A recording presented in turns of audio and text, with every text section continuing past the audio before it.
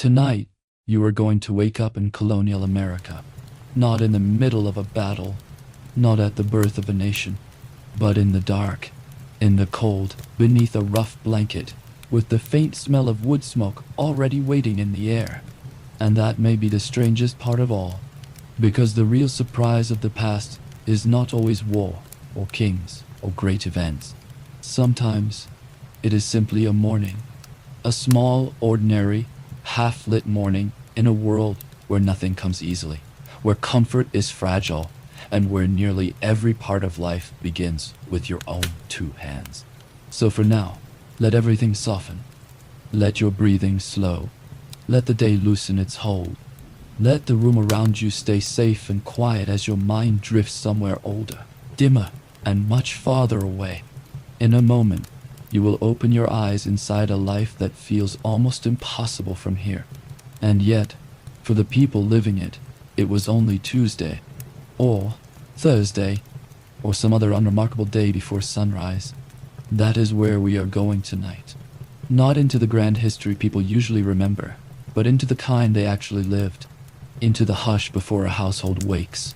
Into the cold boards, the worn fabric, the weak morning light. Into the rhythm of a world without engines, switches, glass windows, or easy warmth. A world where fire has to be protected, water has to be carried, food has to be earned, and the day begins long before anyone feels ready for it. But this is not a harsh journey. Not really. It is a slow one, because people in the past did not wake up thinking of themselves as tragic. They woke up inside the only life they knew. They adjusted to it, worked inside it, rested where they could, found beauty where it appeared, and if they were lucky, ended the day with enough warmth, enough food, and enough quiet to begin again the next morning. That is the world drawing near now. So you do not need to do anything, except follow the sound of this voice. Let your shoulders drop a little more. Let your thoughts become less exact. We will not rush. We will not force the picture. We will simply let it gather around you, piece by piece, like firelight in a dark room. Tonight, we are not beginning with a famous name. We are beginning with a breath in the cold, and with the life of an ordinary person, in an ordinary house, in colonial America. The kind of life history rarely pauses to notice, and the kind that, once you step inside it, becomes almost impossible to forget. Tonight, you are going to wake up in colonial America. Not the polished version that appears later in paintings and school books, but the quieter one that existed beneath all of that. The one made of smoke in the rafters, stiff fabric against the skin, dark mornings, aching backs, and the soft scrape of daily life beginning again before sunrise. We are going back, not to a famous speech, not to a battlefield, not even to a turning point, but to something much more ordinary, and much more revealing. Because the deepest shock of the past is often not what people celebrated, but what they tolerated. Not what they wrote down in bold letters, but what they lived through in silence every single day. A morning, a meal, a room, a ruse, a chore, a winter. A body growing used to discomfort because it has no other choice. That is where the real world of colonial America begins. Not in drama, but in repetition. So tonight, let that be enough. Let the grander parts of history wait their turn. Let the names and dates stay far in the distance. For now, all you need is this slower doorway. One human life, one household, one dawn still hidden behind shutters. If you are listening from bed, let the bed hold you a little more completely now. Let your face relax. Let the tongue rest. Let the muscles behind the eyes loosen. If the day is still moving inside your mind, that is all right. You do not need to push it away. Just let this older world arrive gently beside it until the present begins to feel less urgent. We are going somewhere without electricity, without running water, without central heat, without the soft background machinery that keeps modern life from falling apart. A place where darkness is darker, cold is more intimate, and every comfort has to be protected, because losing even a small one can shape the whole day. And yet, this will not be told as a nightmare. That matters, because people in the past were not walking examples of suffering to themselves. They were simply people. They had routines, preferences, tempers, private jokes, sore feet, favorite corners by the fire, and ways of making do. They adapted to smells we would recoil from, temperatures we would complain about, labor that would exhaust us, and uncertainty that would rattle us. And still, they got up. They dressed. They fed one another. They kept embers alive through the night. They complained, surely, but they also continued. That quiet continuation is the heart of this journey. Tonight, we are going to move close enough to feel it. You are going to notice what the air smells like before dawn. You are going to feel what passes for a bed. You are going to understand why the first warmth of the day matters so much. You are going to enter a house where nothing is excessive, where privacy is thin, where labor begins early, and where survival hides itself inside plain routines so well that people stop calling it survival and simply call it life. And maybe that is the real reason the ordinary past feels so compelling. It reminds us that history was not only shaped by unusual people doing unusual things, it was also shaped by tired people waking up cold and carrying on anyway. By hands that cooked, lifted, scrubbed, mended, chopped, and reached for one more task before the light failed. By families and neighbors who survived, not through grandeur, but through repetition, cooperation, and endurance. So we are not going to rush toward the loud parts. We are going to begin where they began. In darkness, in stillness, in the hour before the household stirs. The modern world can stay where it is for a while. Your own room remains safe. Your own night remains quiet. Nothing is required of you except to listen. Let the voice do the walking. Let the images come slowly, almost lazily, as if they have all the time in the world. Because for sleep, the gentle store is the best one. And tonight that door opens, not onto spectacle, but onto a single colonial morning, waiting in the cold. In just a moment, you will open your eyes there, and what greets you first will not be history in the way you expect. It will be a smell, a chill, a roughness, a dimness, and the strange feeling that for someone, long ago, this was simply the beginning of another perfectly ordinary day. Now, before you open your eyes there, let yourself settle a little more here. Let your shoulders drop, even if only by a fraction. Let your jaw unclench. Let the space between one breath and the next grow slightly wider, slightly easier, as if the night itself has decided to carry a little of your weight for you. There is nothing you need to hold up right now, nothing you need to prepare for, nothing you need to picture perfectly. You do not have to work to enter this story. You do not have to force the scene into focus. You do not have to build the world in your mind like a set being assembled piece by piece. Just listen. That is enough. Let the voice do the guiding. Let the details arrive in their own time, softly, naturally, without strain. If an image comes clearly, let it come. If it stays vague at the edges, that is perfectly all right too. Sleep does not need sharp outlines. It prefers suggestion, texture, thaw, nearness, a feeling before a fact. So let this be easy. Breathe in slowly, and let the breath go without effort.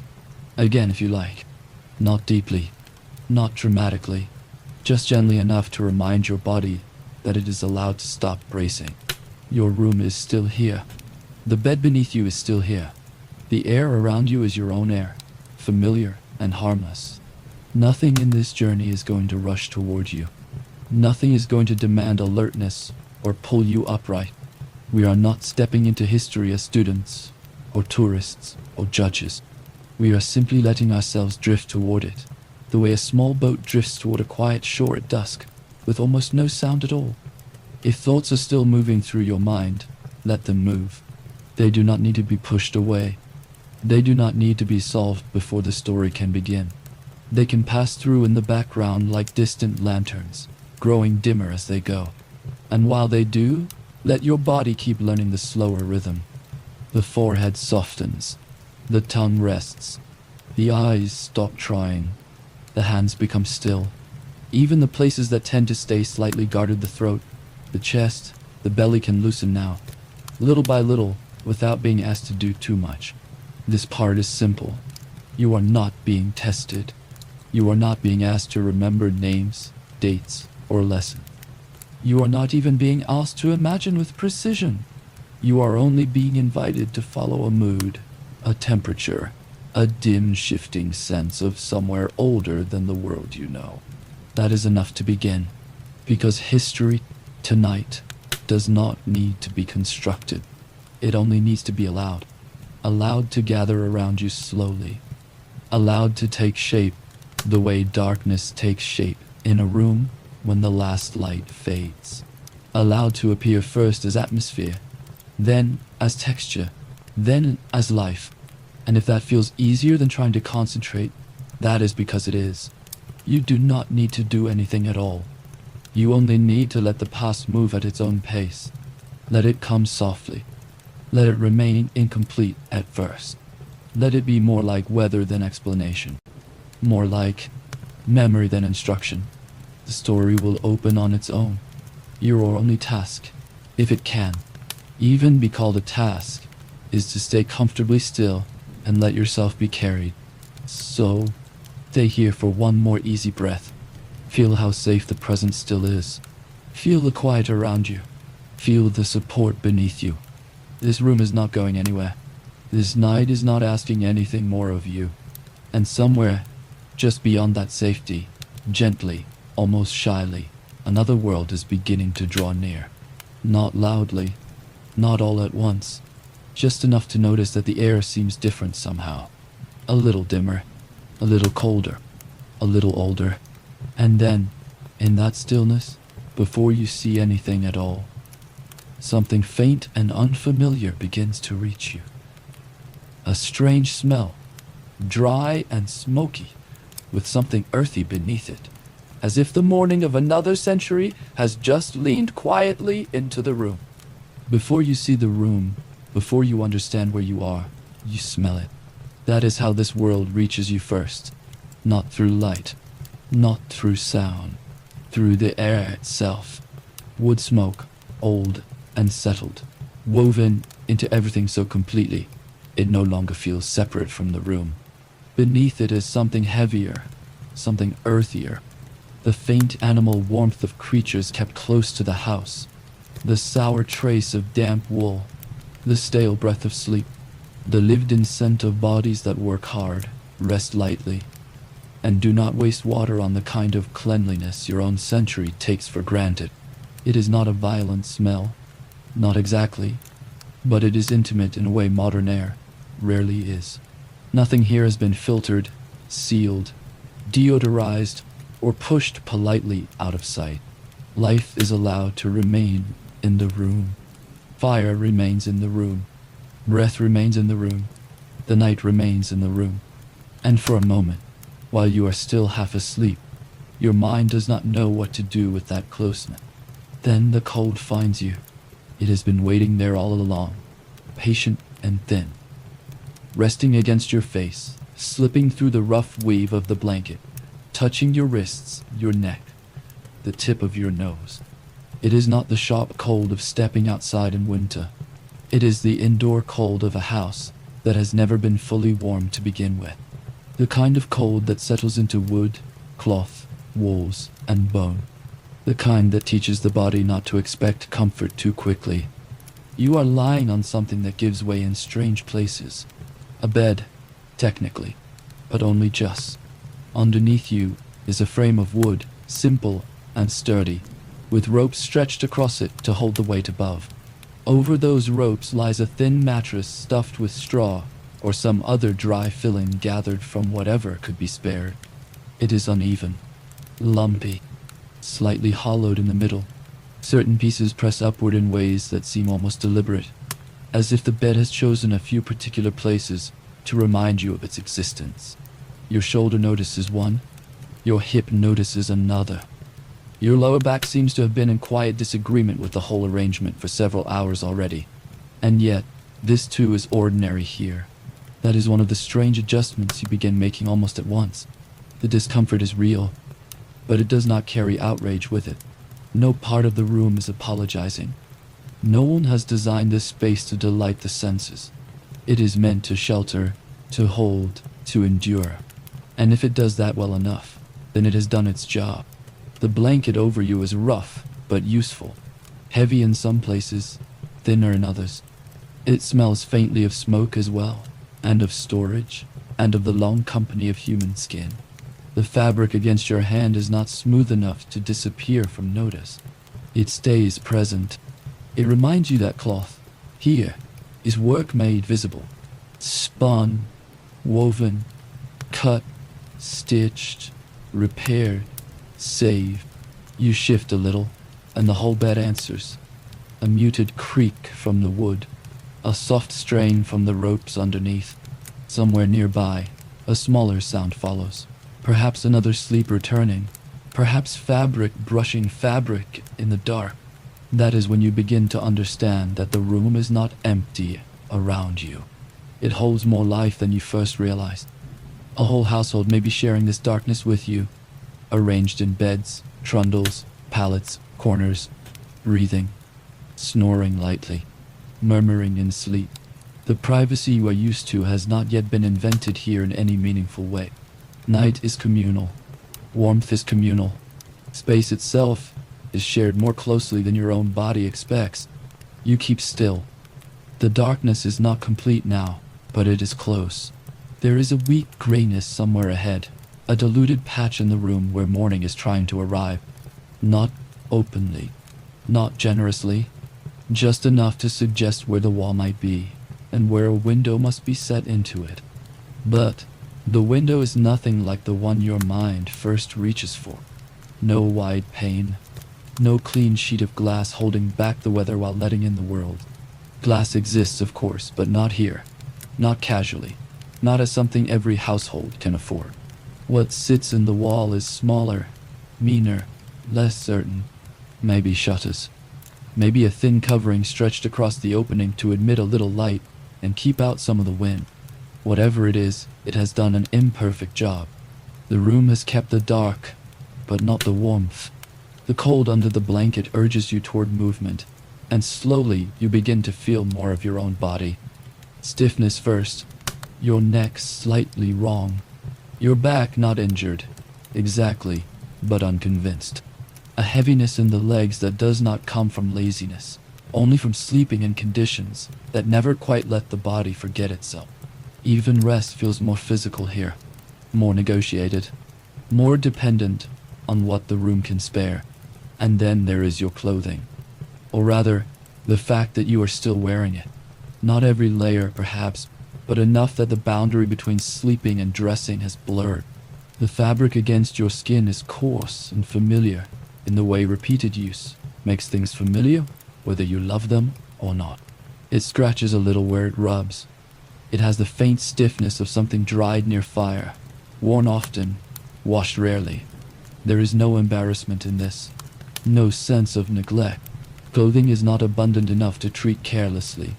Each garment has work in it, time in it, hands in it.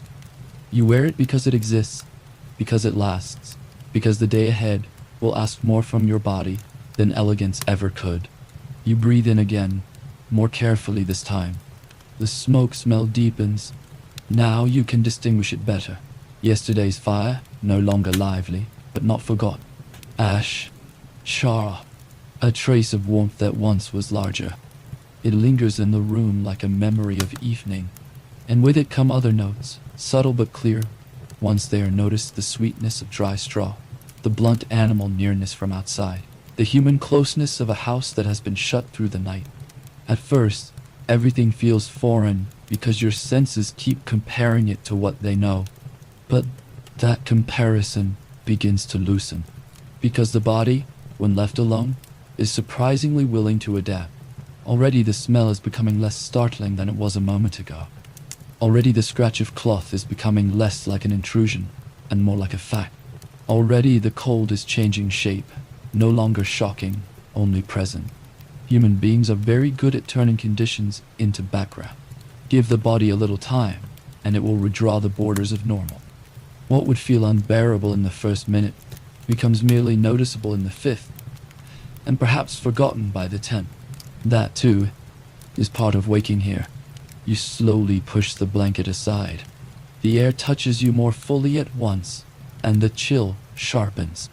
Your feet search downward, hesitant, until they meet the floor. It is harder than expected. Not wood polished smooth by modern finishing. Not anything softened for comfort. Packed earth, perhaps, or rough boards still holding the night inside them. Either way, the cold rises through the soles of your feet immediately. It has a clean honesty to it, a directness. The house does not pretend to be separate from the ground beneath it. It is built on the land, from the land, and every morning your body is reminded of that. You sit there for a moment, upright now, listening. The room is still mostly still, but no longer deeply asleep. The silence has changed. It has become thinner, more alert. The hour before full waking. The hour when the dark begins to release its hold, but no one has yet spoken above a murmur. Somewhere wood settles with a faint tick. Somewhere breath catches and evens out again. Somewhere, beyond the wall, the outside world is beginning to gather itself. And with that comes the clearest understanding yet of where you are.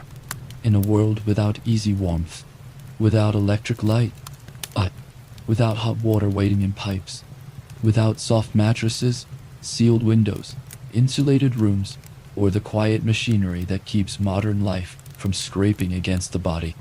Almost every comfort you think of as basic belongs to the future, not just absent for a moment, truly absent. And still, this house is not tragic to the people inside it. That is worth pausing over. No one lying in this room thinks of themselves as an exhibit in hardship. No one wakes and names the lack of glass, or heat, or softness as a philosophical problem. This is their house, their morning, their life.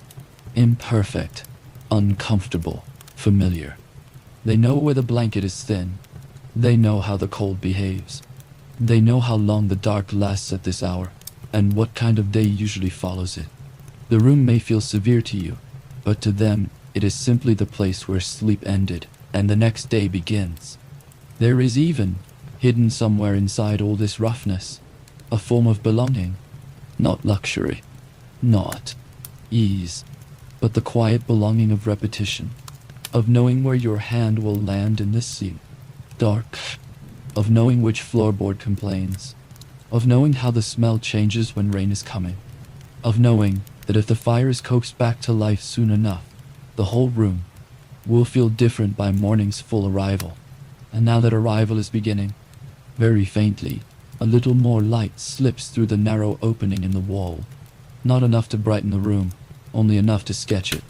A beam here, a corner there, the vague outline of hanging cloth, the dark suggestion of a stool, the low shape of another bed, the inside of the house emerging, not all at once, but piece by piece, as if it too is waking slowly.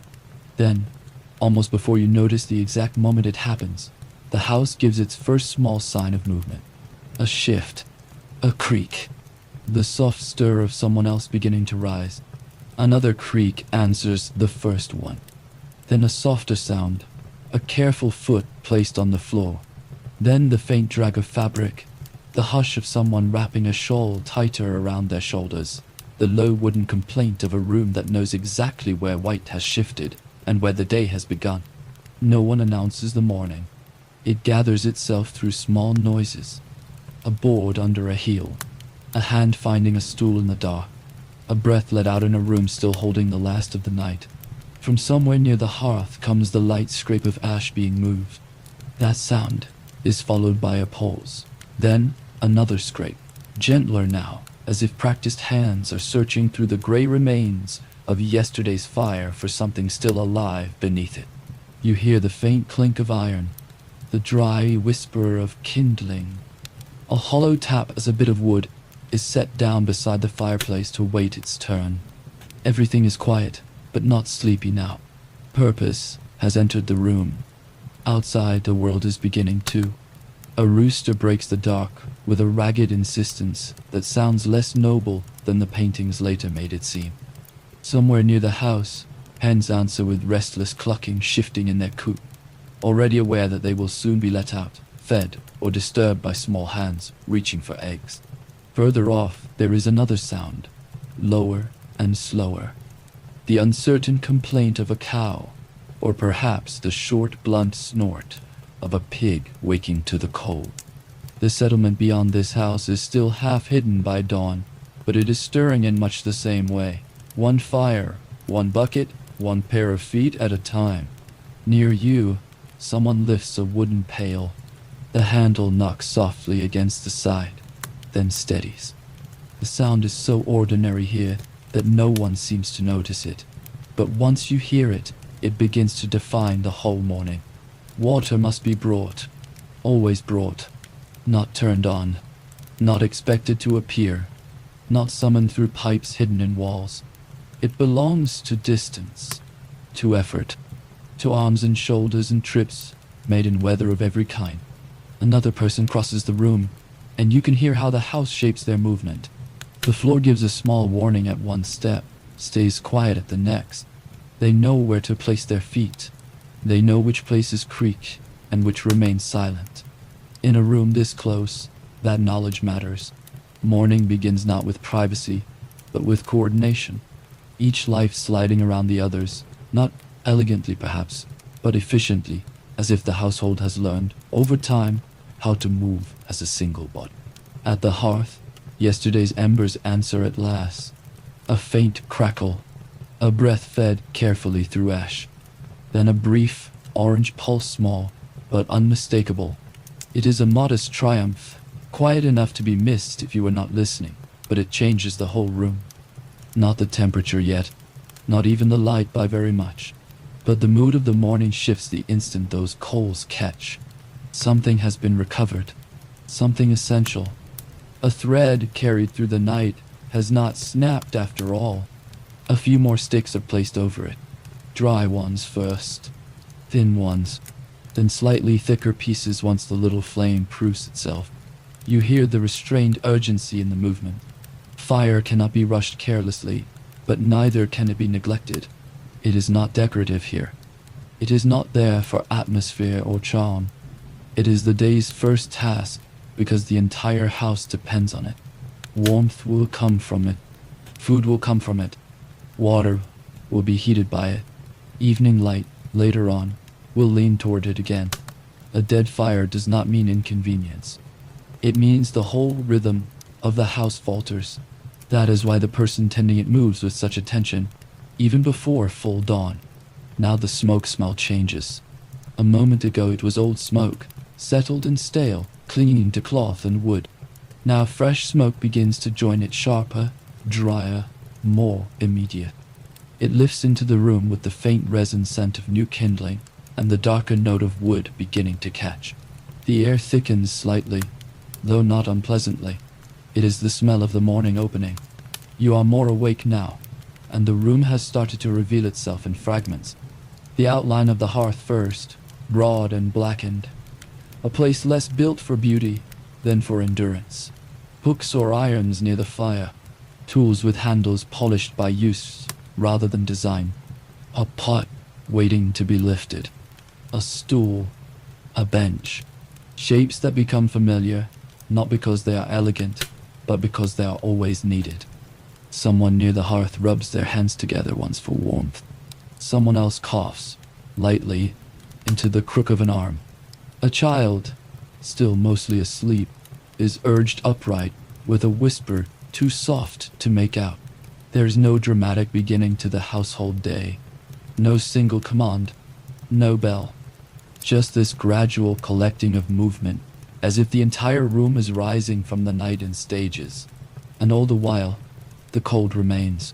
The fire has returned, yes, but warmth does not flood the room in an instant. It spreads slowly, reluctantly, claiming only the nearest space at first. Everywhere else the house still keeps its early chill. Your fingers know it. Your ankles know it. The back of your neck knows it. Morning here must be entered physically. The body cannot remain passive for long. If you want comfort, even a little of it, you move toward the work that produces it. Clothing helps, but only so much. And the clothing itself tells its own quiet story. What you wear now is not selected afresh from an array of options. It is simply what you have. The same rough linen shirt or shift. The same stockings if they are still sound enough.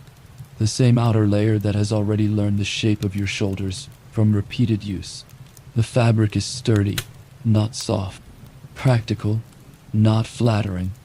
It smells faintly of smoke and skin and the life of the room, because anything worn this often cannot help but keep the house with it. No one is bothered by this. That is one of the strange mercies of shared conditions. When everyone's clothes carry the same traces, fire, labor, weather, animals, sleep, those traces stop feeling like flaws. They become ordinary, nearly invisible. The nose adjusts. The eye adjusts. Pride, where it exists, settles itself into durability rather than freshness. Someone reaches for a garment hanging near the wall. There is a soft shake of cloth. A pull as the sleeves are found in dim light. A belt tied. A cap adjusted. Even dressing sounds different here. More material. More audible. Cloth is thicker. Rooms are quieter. Small movements leave more evidence behind. Then comes the sound of water again, nearer this time. A small amount has already been brought in, perhaps left from the night before in a bucket or crock, perhaps cold enough now to sting the hands. There is a ladle, a basin, a splash. Not the generous splash of washing freely, but the measured use of something that has weight and cost attached to it. Water touches skin briefly, reluctantly, enough to wake the face and hands, enough to carry out the ritual of beginning, but not enough to be wasteful. Every drop here has a memory of effort behind it. At the hearth, the next stage has begun. The pot is lifted. You can hear the heaviness of it before you see it clearly. Thick iron, awkward and sure, placed over the new fire with the confidence of repetition. Metal meets hook, chain, or crane, with a dense little sound that belongs entirely to kitchens before convenience. Nothing here is lightweight. Nothing is disposable. Tools are built to last, because replacing them is not simple. Water goes into the pot, then something else. Cornmeal, perhaps. Plain, reliable, filling. The sound is dry at first, then softens as it meets the water. A spoon or paddle begins to move through it with slow circular strokes. Not hurried, not theatrical, just steady. The beginning of mush. It is a humble breakfast, and it knows it. No fragrance of spice, no crisp sweetness, no heap of choices. Just cornmeal and water, and maybe milk if the household has enough to spare that morning, and maybe something to sweeten it on fortunate days, though not often. But the stomach has been empty through a cold night. Plain food requires its own dignity. The smell rising now is warm and earthy, simple enough to be almost featureless at first, and then, once the room fills with it, surprisingly reassuring. The body recognizes usefulness before the mind asks for pleasure. The porridge thickens slowly. The spoon drags a little heavier now. Steam begins to lift from the pot in thin, pale ribbon. And with that steam, the room changes again. What was cold and smoky a few moments ago becomes something slightly softer. The warmth is still local, still hard-won, but now it has a scent attached to it: corn, heat, breakfast. Enough. You begin to understand why so many memories of old houses are really memories of air. Air that carries fire, food, labor, breath, weather, season, and the difference between a hard morning and a bearable one. Elsewhere in the room, the rest of the household has fully joined the day. A younger child rubs its sleepy eyes and leans against someone older. A man clears his throat and steps toward the door, perhaps already thinking of wood to be chopped. Animals to be seen to, tools to be checked, or whether to be judged before the real work begins. A woman near the fire never fully stops moving. Her attention divides itself without seeming to divide at all, coaxing the pot, checking the flame, noticing who is awake, who still needs nudging, what must happen before the light grows stronger. There is no idle stillness in her. Even in the quietest motions, the day seems to gather around her first. This is how many mornings begin here. Not with dramatic suffering, but with immediate usefulness. No one has the luxury of a long, vague transition into the day. Dawn is not a mood. It is a signal. Fires need reviving. Water needs carrying. Animals need tending. Food needs preparing. The household has to be set in motion before the sun fully takes hold, because once it does, the rest of the work will come all at once and continue until light begins to fail again. And still, for all that, there is nothing frantic about the room. That is the beautiful part. It would be easy to imagine such a life as constant panic, constant strain, constant complaint.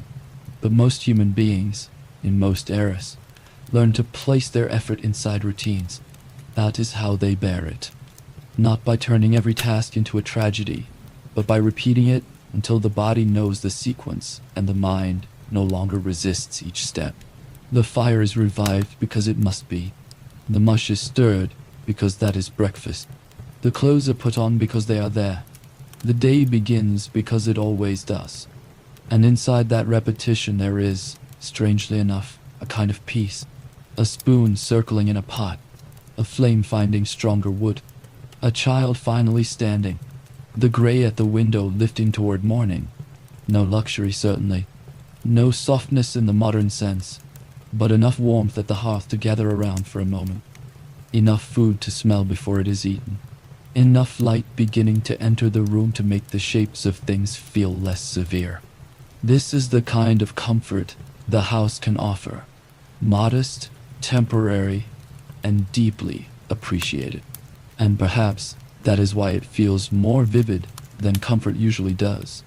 Because when ease is scarce, even a little of it becomes visible. The porridge is nearly ready now. The person stirring it slows and scrapes the bottom of the pot with the care of someone who knows that waste is not an abstraction. Bowls or trenchers are set out. Spoons if the household has enough. Hands find places around the room's center of warmth. The fire, only recently reborn, now holds the whole little world together. Not just the meal, but the morning itself. That is the truth quietly revealing itself here. Fire is not one convenience among many. It is the hinge on which the day turns. Without it, the room stays colder, the water stays hard and useless, the food stays raw, the evening comes too soon, and every other task becomes heavier. It gives warmth, yes, but more than that, it gives sequence. It creates the possibility of morning becoming livable.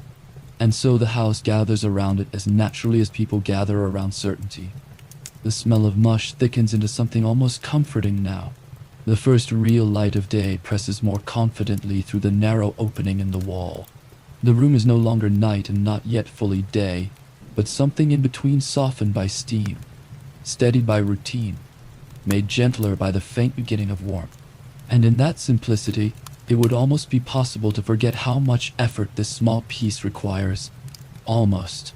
Because if you let your eyes travel beyond the hearth, beyond the bowls, beyond the useful closeness of the fire, and the smell of breakfast, you begin to notice the harder truth waiting in the corners of the house and just outside.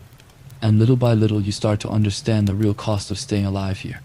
Now that the fire has claimed your attention, the rest of the house begins to come into focus, and once it does, you understand something quietly unsettling. This little warmth at the center of the room exists inside a life built with far fewer barriers between comfort and discomfort than you are used to. Far fewer walls between the human body and the realities it would rather keep at a distance. The house itself is small, smaller than your modern instincts first allow.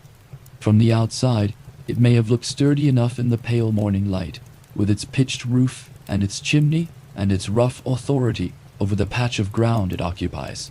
But inside, there is almost no excess of space. The walls, however, they were made planked, packed, plastered, or built up from whatever local materials could be managed, do not enclose abundance. They enclose necessity. A few pieces of furniture, a hearth, a table, perhaps, beds or pallets, tools, storage, people, everything pressing close to everything else. You begin to realize that for many households, the entire life of the family unfolds in 1 or 2 rooms. That is all. Cooking, sleeping, mending, warming, working, birthing, nursing, arguing, praying, and dying. Much of it happens within the same few walls, within earshot of everyone else, within a nearness that your own century would call intolerable, though here it is simply assumed. Privacy in the modern sense is almost missing as a category.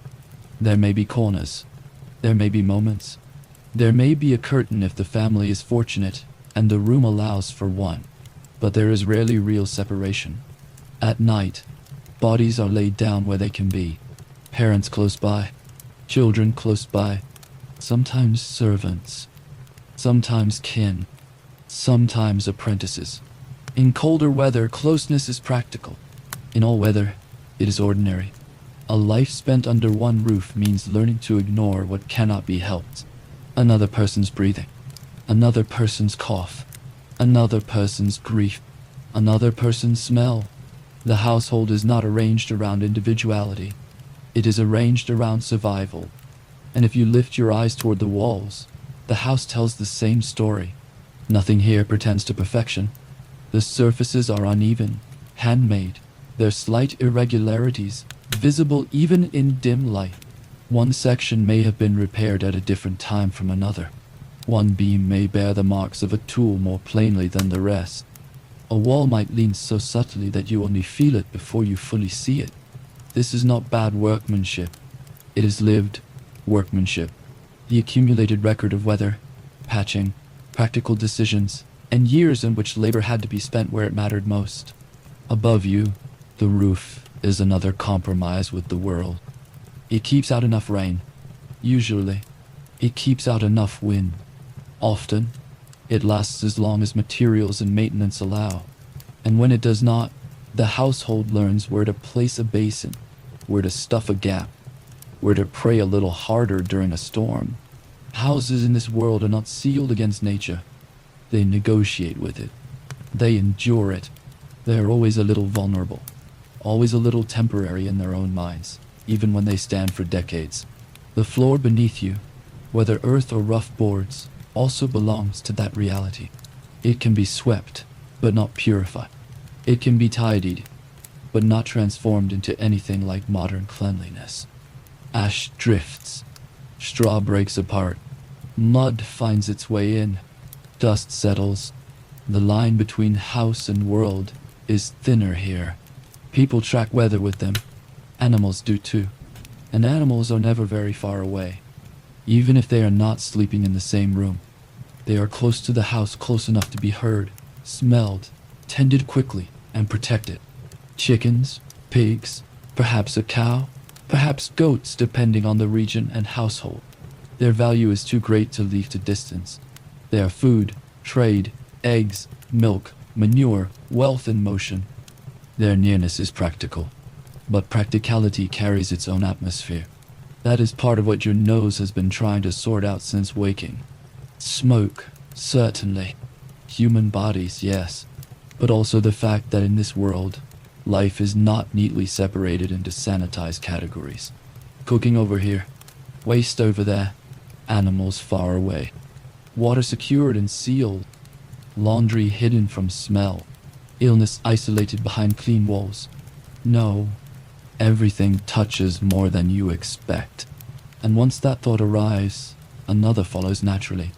If a house is this close, if people live this near one another, if warmth, breath, labor, and daily necessity all happen within the same compressed space, then what happens when someone needs to relieve themselves? The answer is simple. They leave the warmth and go outside. Somewhere behind the house, or off to one side depending on the arrangement of the yard, stands a small wooden structure so plain it almost avoids notice at first. A privy, an outhouse, a little shelter built not for comfort, only for function. It may lean slightly. It may be older than anyone would prefer. It may rattle in hard wind, and in the hours before dawn, when the cold is at its meanest, it is one of the least inviting places a person could be asked to visit. But visit it they do. A narrow path is worn toward it. In winter it hardens with frost and ice. In rain it softens to mud. In the dark it must be walked by memory more than sight. Inside, the arrangement is stark. A seat, a hole, and below it a pit. No hidden plumbing. No flush. No running water. No easy disappearance. Waste remains where it falls until the pit fills, and the problem becomes larger, heavier, and more unpleasant. The practical mind understands this immediately. The modern stomach, perhaps a little more slowly, because the reality is not just offensive in theory. It has consequences. Strong smells in summer. Flies. Contamination. The constant proximity of what a later age will work tirelessly to remove from sight, smell, and thought. It lingers in the ground. It lingers in the air. And if wells are not placed far enough away, if the earth is wet, if runoff follows the wrong path, after rain, it lingers in the water too. That is one of the quiet dangers here. A danger so ordinary that people live right beside it without always understanding what it is doing to them. And when night is deep, or weather is brutal, or someone is too young, too sick, or too weary to make the walk outside, the solution comes indoors. A chamber pot. Planed, portable, indispensable. In the night it waits near the bed or under it. In the morning it must be carried out and emptied. There is no glamour in this labor, no possibility of pretending it does not exist. Somebody has to do it, often daily, often without comment. It is just one more necessary task among many, folded into the household rhythm, like scraping bowls or carrying ashes. If the reality of that feels unpleasant to dwell on, the people living it have a simpler answer than analysis. They get used to it. That is one of the great, unsettling powers of human adaptation. What would revolt you at first can, through repetition, become background. Not pleasant, not invisible, but manageable. And life, in most centuries, depends heavily on what can be made manageable. The same is true in the streets of colonial towns, only on a larger scale. If you imagine cities of the period as slightly dirtier versions of modern ones, you are still imagining too kindly. Streets are not only crowded and uneven, they are full of life in every sense of the word. Horses pass through them, dogs wander, pigs sometimes do too. Wheels grind mud into ruts. Rainwater gathers whatever lies in the road and carries it downhill. Household refuse is rarely escorted away by organized systems because organized systems barely exist. Broken things, scraps, peelings, slops, sweepings all have to go somewhere. And often, that somewhere is simply out. Out the door, out the window, out into the lane where other waste already waits. When the weather is wet, the streets become a kind of moving filth, soft underfoot and treacherous beneath wheels. When the weather is dry, what remains hardens, breaks down, and rises again as dust. In either case, the city keeps itself in your senses. It is not something you move through cleanly. It clings to hems, to shoes, to wheels, to air, to memory. And yet, people shop, argue, trade, flirt, gossip, worship, and conduct business there all the same. Because they must. Because human beings can normalize almost anything if enough others share the condition with them. And because, once again, the people living inside a system rarely narrate it to themselves in the dramatic language outsiders later prefer. Still, there are moments when even they cannot quite ignore the bodily facts of their world. One of those facts is bathing.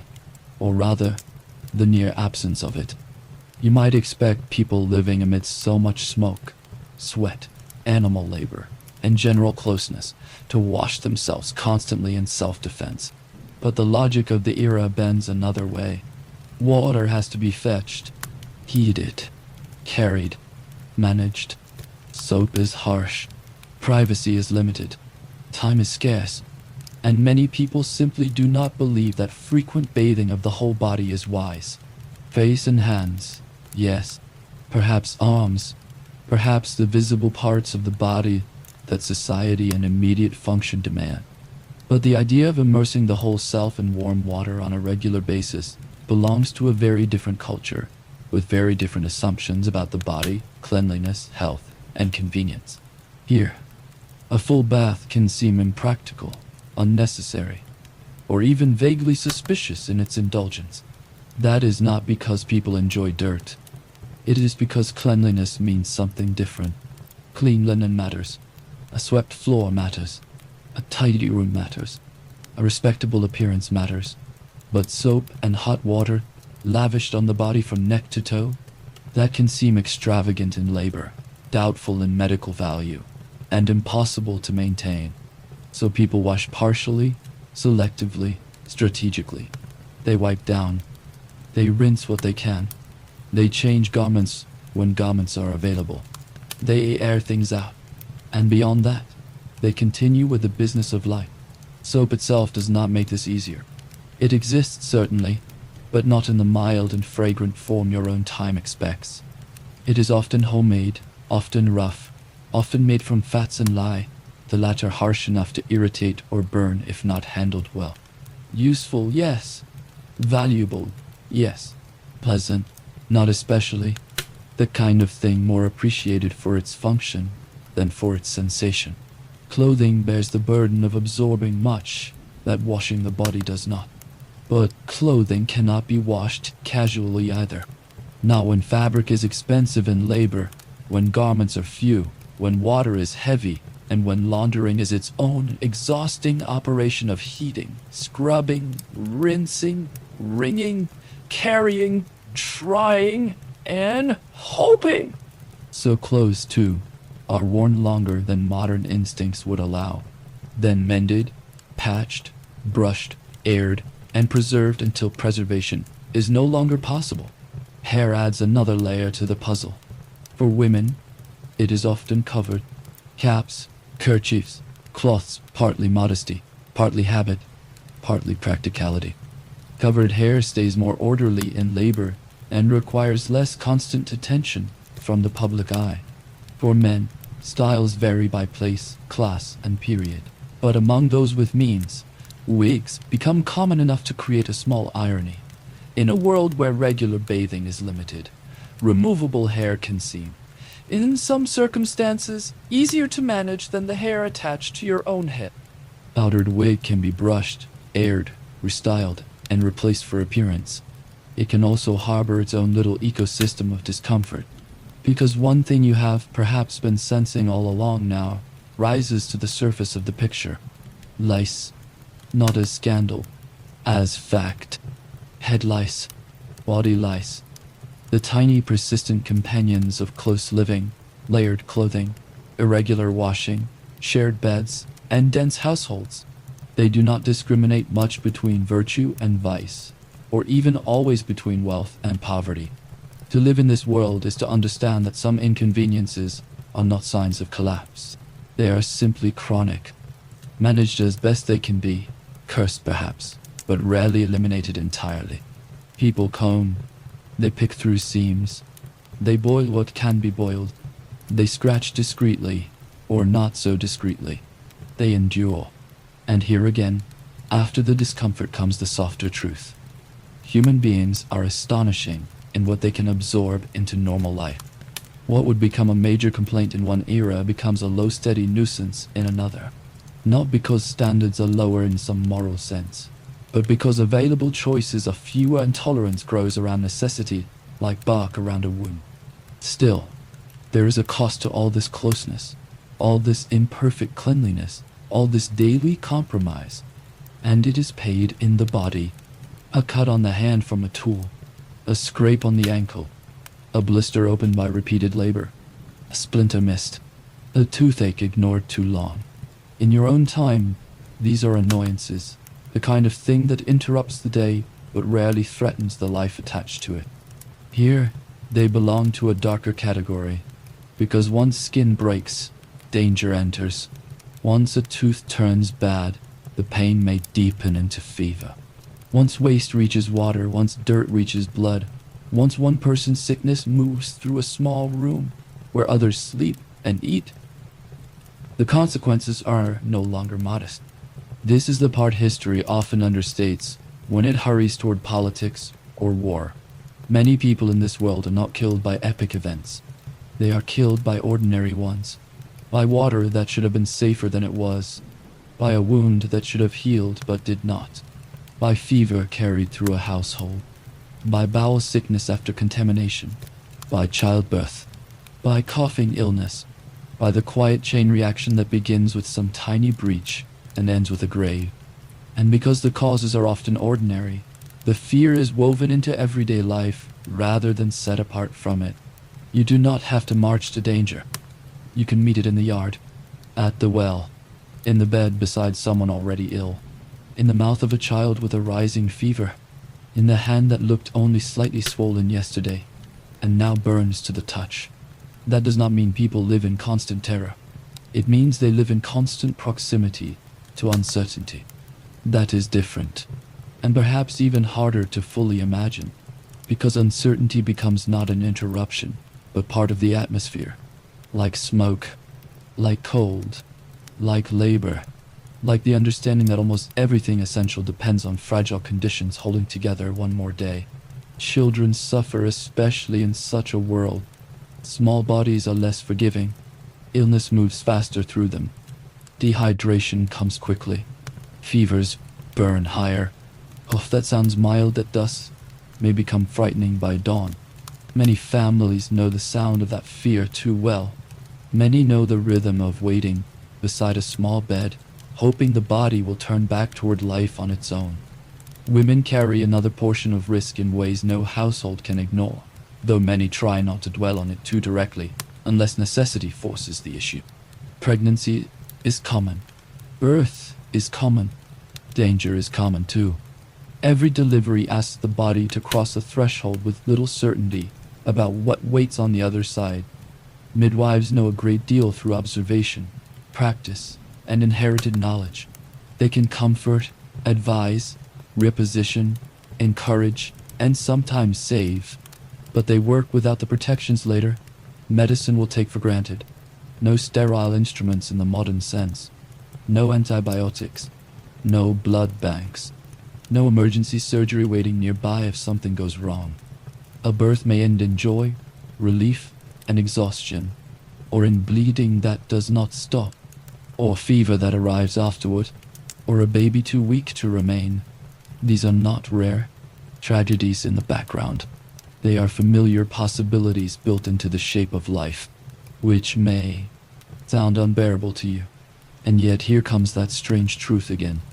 People bear it, not because it does not hurt, not because they are cold, not because they fail to love, but because human beings, when they must, build their emotional lives around realities they do not have the power to abolish. They pray, they grieve, they keep going, they rely on neighbors, they absorb loss into routine in ways that can look almost inhuman from a distance, though in fact, it is one of the most human things imaginable. Resilience is not the absence of suffering. It is the habit of continuing inside it. And in colonial life, that habit is everywhere. It is there in the woman scraping a pot while a child recovers by the fire. It is there in the man binding a hand and going back to work because the field does not pause for pain. It is there in a family drawing water from the same source that worries them because there is no other source close enough to choose.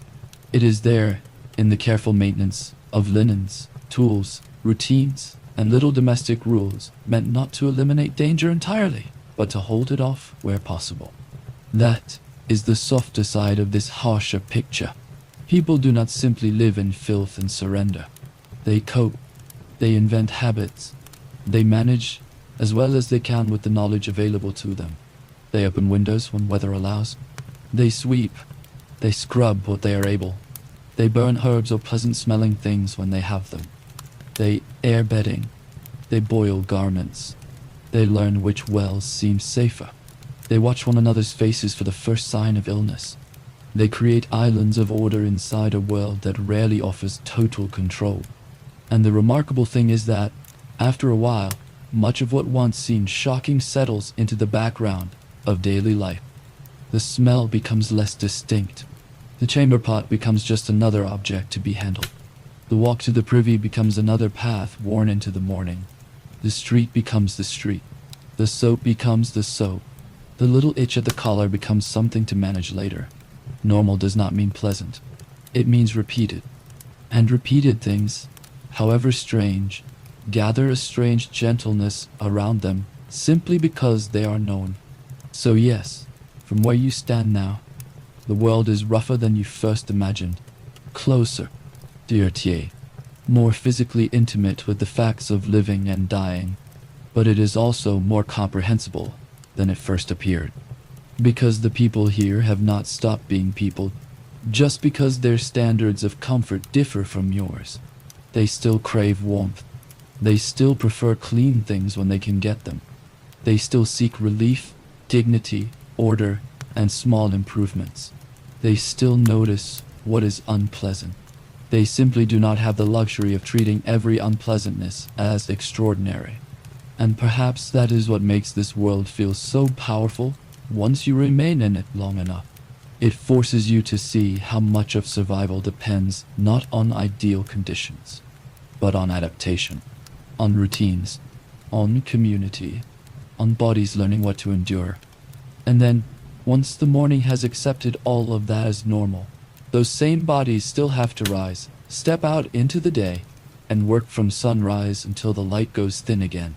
So before the day pulls them fully into labor, it helps to pause here for a moment, to look again, not at the roughness alone, not at the smoke, the crowding, the cold, the chamber pots, the bad water, the hard floors, the ailments waiting in ordinary corners of life, but at the people inside, all of it. To look at them not as figures trapped in a harsher century, not as examples of deprivation lined up for comparison against modern comfort, but simply as human beings who had learned, in ways both quiet and extraordinary, how to live where they had land.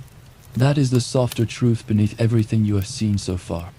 Because if you only notice what they lacked, you miss what they possessed. And what they possessed very often was a kind of strength that did not need to call itself strength in order to exist. The body, for one thing, is always learning. That is one of its oldest talents. Leave it in a new climate, and it begins to adjust. Give it rougher cloth, colder rooms, dimmer mornings, heavier labor, fewer comforts, and over time it stops protesting at every small inconvenience. Not because discomfort becomes pleasant, but because the body is wiser than luxury. It learns the floor. It learns the season. It learns how long warmth lasts after a fire is stirred. It learns how to carry, lift, bend, and endure without turning every effort into a crisis.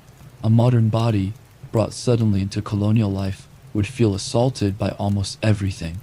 The smells too close, the bedding too hard, the mornings too cold, the labor too constant, the food too plain.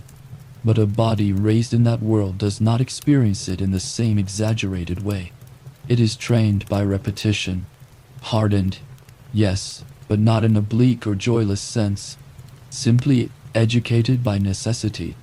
The hands grow tougher, the back grows stronger, the feet become sure on rough ground, the lungs know smoke, the stomach knows simpler meals. The skin stops expecting softness from every surface it touches, and beneath that physical adaptation is something even more remarkable. Because what the body knows well, the mind fears less. The room that would seem severe to you is to someone born into it a place full of recognitions. The draft under that shutter, the warm patch nearest the hearth, Board that lifts a little if stepped on carelessly. The way the house smells after rain. The sound a nearly dead fire makes compared with one that can still be coaxed back. None of this is romantic, but it is intimate. It is the intimacy of people who know their world through use, not theory. And that kind of knowledge becomes its own form of comfort. Then there is the immune system, though they would not have used that phrase as you do. They would not speak of exposure, resistance, microbes, adaptation, or bacterial load in any modern sense. But the fact remains that bodies in this world are constantly meeting the environment head-on. Dirt, smoke, weather, labor, closeness to animals, closeness to one another. 1,000 little irritations and invisible encounters all pass through daily life without ceremony. Not everyone survives childhood in such a world. Far from it. But those who do often become startlingly hardy by the standards of later centuries. Not invincible. Never that. A simple fever can still carry someone away. A bad winter can still thin a household. A wound can still turn dangerous with alarming speed. But there is a kind of toughness, a bodily plainness, in how people move through their days. Less expectation of ease, less surprise at discomfort, less shock when life presses closely against the skin. That resilience does not mean they suffer less, only that they know better how to keep going. And then there are the skills. This may be the most overlooked richness of all. A world without convenience is also a world full of competence. The people around you know how to do things that later centuries will quietly forget. They know how to save embers through the night, how to judge weather by smell and sky and the feel of air on the face, how to mend cloth so it lasts another season, how to stretch food, how to preserve it, how to sharpen. Patch.o, tidai dirt, onad porridge, bow, bind a dotty, carry, di, build, though, plant, dot, dry, smoke, mend again. Nothing is abstract for long in such a life. If the roof leaks, someone knows where and why. If the fire weakens, someone knows what wood to feed it. If a child is ailing, someone knows which herb to try first, which neighbor has seen this before, which small signs mean rest and which mean worry. Knowledge lies close to the hand here. It is practical, shared, repeated, sometimes imperfect, sometimes wrong by later standards, yes, but deeply entwined with survival and therefore deeply respected. You can feel that in the rhythm of the house. Very little is accidental. The movements are habitual because habit is efficiency, and efficiency is mercy in a life that offers so little spare energy. And because life is hard, people depend on one another in ways that modern comfort has made easier to forget. No one truly lives alone in a world like this, even when tempers fray and privacy is scarce. Families depend on families. Neighbors depend on neighbors. Children are useful early, not because anyone enjoys burdening them, but because every pair of hands matters. If a roof needs raising, other men come. If a woman is in labor, other women come. If illness enters the house, food may come from elsewhere, or wood, or the silent practical help that does not need explaining because everyone already understands the stakes. It is not that people are always kind. They are not saints. They gossip. They resent. They judge. They tire of each other. They have all the ordinary failings that human beings always have. But necessity binds them into cooperation again and again, whether they feel generous or not. And over time, that shared burden creates something that can feel unexpectedly tender. Because when everyone around you is carrying some version of the same weight, suffering loses a little of its isolation. The cold is communal. The work is communal. The shortages are communal. Even grief, very often, is communal. That does not erase pain. It simply means pain is witnessed, recognized, folded into a life where others understand what it costs to keep going. And so the truly astonishing thing about colonial life is not only that it was difficult, it is that it was livable, that people did not merely endure it grimly, but built customs inside it, rhythms, preferences, jokes, stories, habits, tiny pleasures, familiar complaints, warm corners by the fire, favorite bowls, moments of relief when bread rose well, or weather held, or a child's fever broke by morning. Even in a rough century, life did not become one long expression of misery. It remained life interrupted, constrained, but still threaded through with humor, appetite, attachment, pride, stubbornness, and the small satisfactions of getting through. That is what deserves your attention now. Not just what was hard, but what held them together inside the hardness. And perhaps that is why the whole picture becomes gentler the longer you stay with it. Once the shock settles, what remains is not disgust, but nearness. A recognition that human beings are capable of making a home out of almost anything if they have enough repetition, enough skill, and enough other people nearby who understand the same world. When everyone shares the same cold, the same smoke, the same tiredness, the same chores waiting at dawn, life becomes oddly close-grained, less private, yes, less comfortable certainly, but in some ways more immediate, more visible, more shared, and that sharedness carries its own warmth, not the warmth of ease, the warmth of being among others who know exactly what the day will require from you, because it requires nearly the same from them. So let the picture soften here. Let the hard edges blur a little. Let the house, for all its roughness, become what it also is. A place of memory, skill, effort, routine, and human adaptation.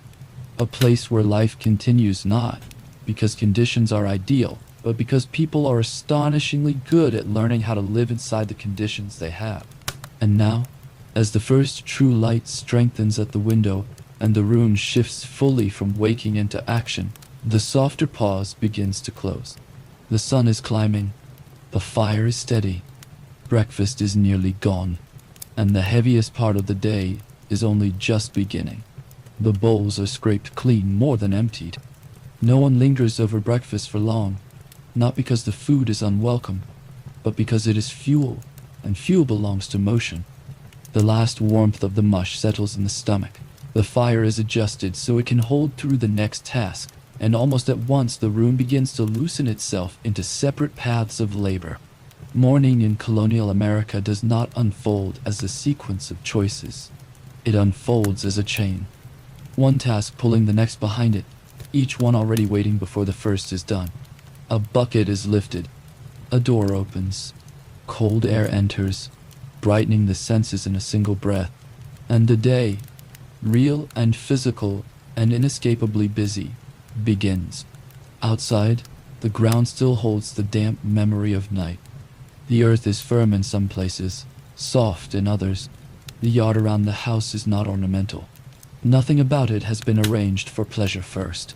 It is a working space, a place of tracks, tools, feed, scraps of straw, stacked wood, and practical movement. Paths have been worn by repetition rather than design. From door to well, from door to coop, from yard to privy, from house to barn, or shed or patch of cultivated ground. Everywhere you look, the land has been taught to serve, and the animals must be dealt with before anything else can stretch too far into the morning. The cow, if the household is fortunate enough to have one, waits with the dull and patient authority of a creature that knows her own importance.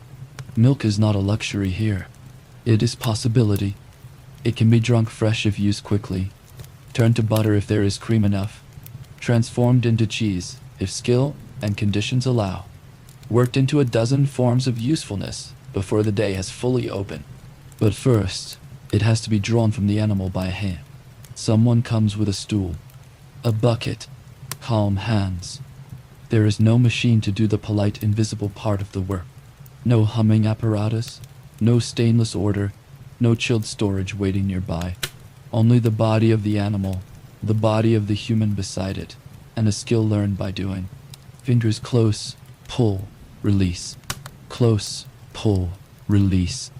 The rhythm is simple enough to describe and far harder to sustain than it first appears. The cow shifts. A hoof presses down. The tail flicks.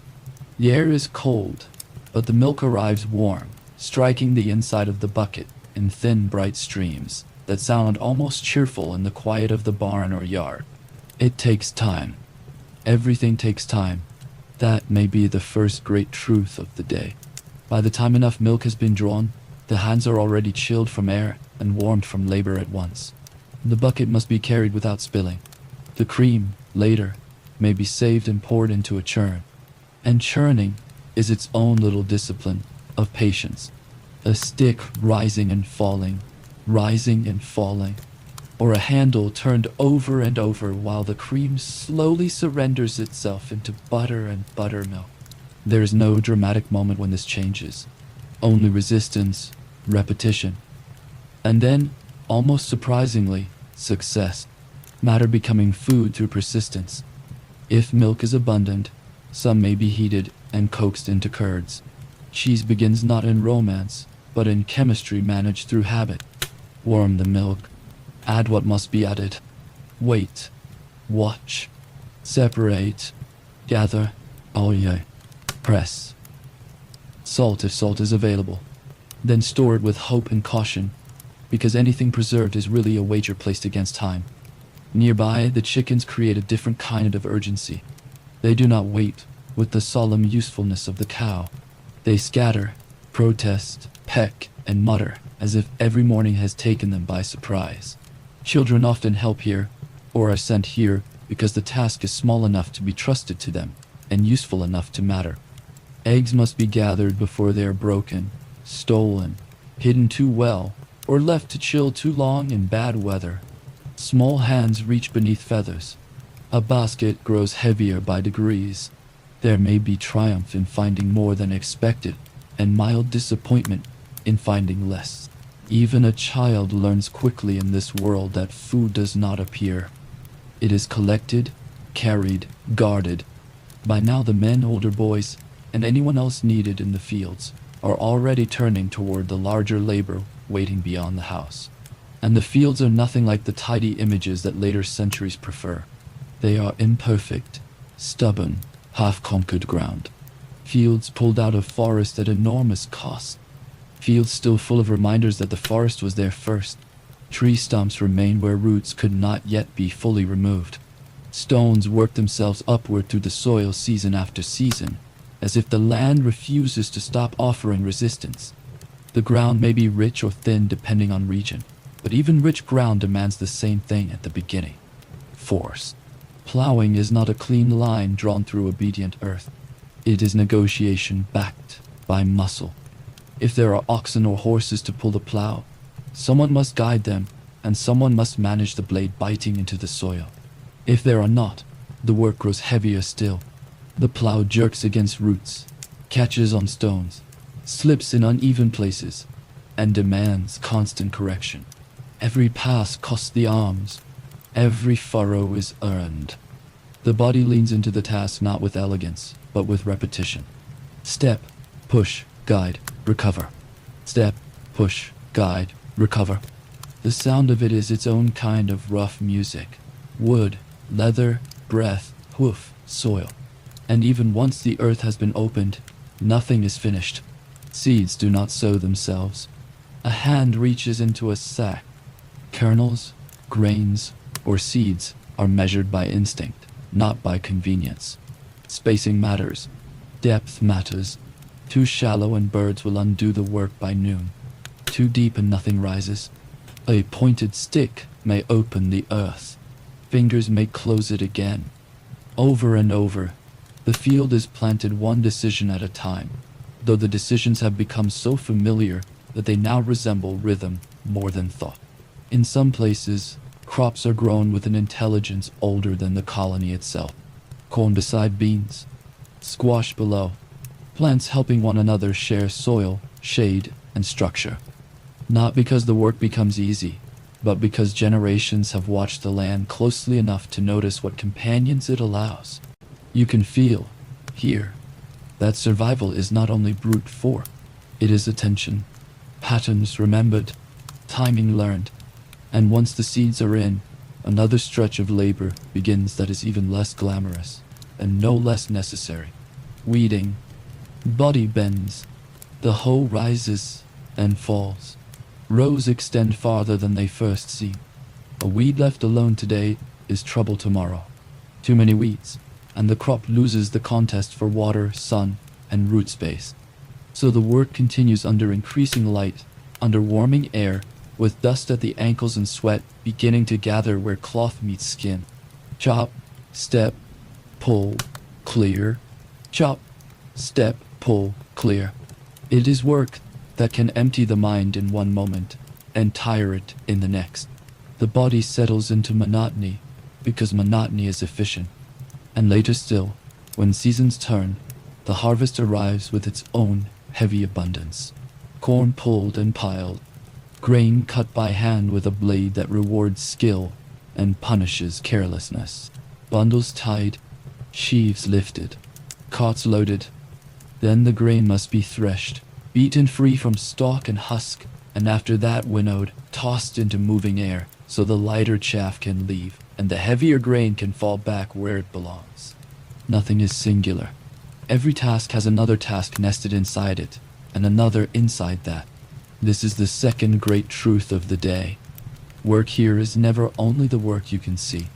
Every visible result hides a chain behind it. A loaf of bread hides sowing, weeding, cutting, threshing, grinding, kneading, baking, firewood, labor, weather, and luck. A shirt hides fiber, spinning, weaving, cutting, stitching, mending, and all the quiet hours no one later counts. A candle hides tallow. A roof hides timber. A meal hides an entire season. By midday, food preservation joins the empty rhythm as urgently as food production, because having food is not the same thing as keeping it. Freshness is brief here. Time acts quickly, so meat is salted, packed down in barrels with layers of coarse crystals, if the household can get enough of them. Each layer meant to draw out moisture and hold decay at bay. Strips of flesh are hung where smoke can move around them, for days, perhaps weeks, darkening them slowly into something that will last. Fish, too, if the region allows it. Sausages if skill and ingredients come together. Every method is an argument with rot, and no one can afford to lose that argument often. Vegetables demand their own version of foresight. Roots are stored in cool darkness, layered in sand or tucked into cellars where frost cannot reach too deeply. Apples are dried or pressed. Beans are shelled and set away. Herbs are tied in bundles and hung. Cabbages are used, stored, or turned. Nothing edible is merely enjoyed. It must also be planned for. Inside the house, or near enough to it, that the smoke and heat remain part of domestic life.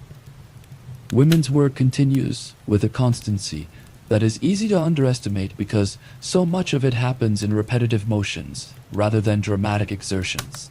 But repetition can be its own form of exhaustion.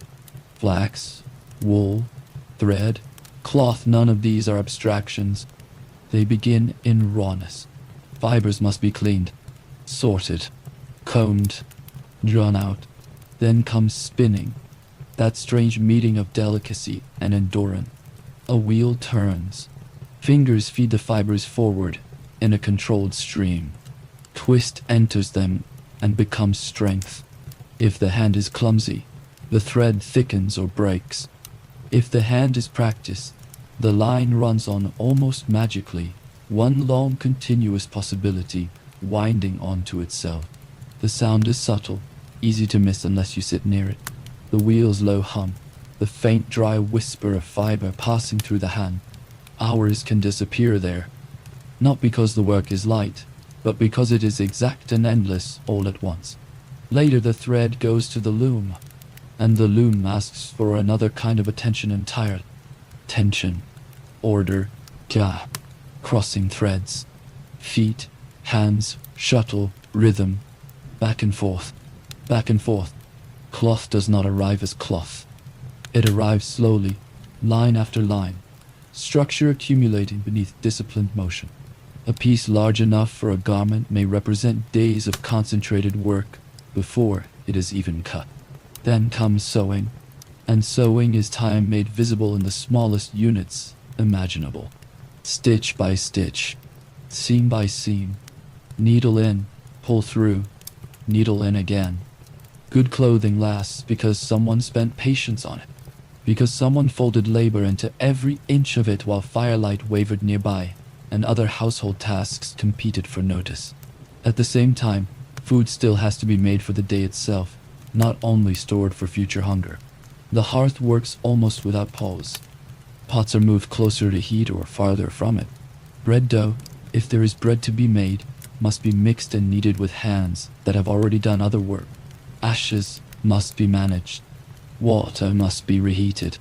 Utensils scraped clean. Meals planned not around whim, but around what exists and what can be spared. The fire gives no uniform heat. It has moods. Hot at the center, weak at the edge, hungry for wood, quick to smoke, if fed poorly. Cooking in such a place is less like following a recipe than like staying in conversation with a force that never entirely agrees to behave. Then there is washing. Clothes, linens, cloths, rags, everything that can be washed must first justify the labor of washing. Water has to be brought, heated, soap prepared or used sparingly. Garments scrubbed against boards or by hand, rinsed again. Wringing is hard on the wrists and shoulders. Wet cloth is heavier than it looks. Then the laundry must be hung, spread, watched, gathered before weather changes, and mended if the process reveals fresh weakness in the fabric. Cleanliness here is not a state one maintains casually. It's an operation. Children move through all of this not as decorative background, but as apprentices to survival. A small child can gather eggs, fetch chips of wood, watch a younger sibling for a few moments, strip herbs from stems, twist scraps into usefulness. An older child can do much more.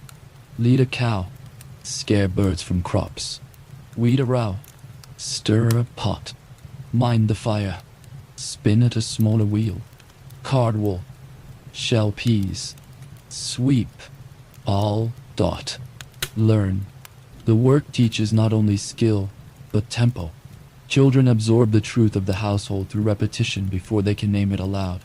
Everyone must contribute because the day is larger than any one person. And by afternoon, that truth has entered the body completely. Backs ache in a plain, familiar way. Hands redden, chap, stiffen, roughen. The neck feels the sun or the cold, whichever season has chosen. Legs grow heavy from standing, walking, bending. Even those who are strong in most are stronger in practical ways than many modern people carry fatigue not as an exception, but as a condition of having done what the day required. Still, the household continues, because evening meals do not prepare themselves out of pity, because animals must be checked again, because tools must be put away or sharpened, because one task unfinished becomes tomorrow's burden on top of tomorrow's own demands. And somewhere inside this accumulating exhaustion lies the third great truth of the day. In this world, nearly everything you touch has passed through human hands, step by step, long before it reaches you. The bowl, the spoon, the shirt, the butter, the bread, the smoke-cured meat, the thread at a cuff, the boards of the table, the bucket handle polished by grip. Nothing appears fully formed. Nothing arrives without a history of effort. And that effort is not hidden behind systems so large they become invisible. It remains close enough to see, close enough to smell, close enough to feel in the joints of the people around you. Life is handmade here not as a luxury, but as a fact, which should make it feel unbearably heavy.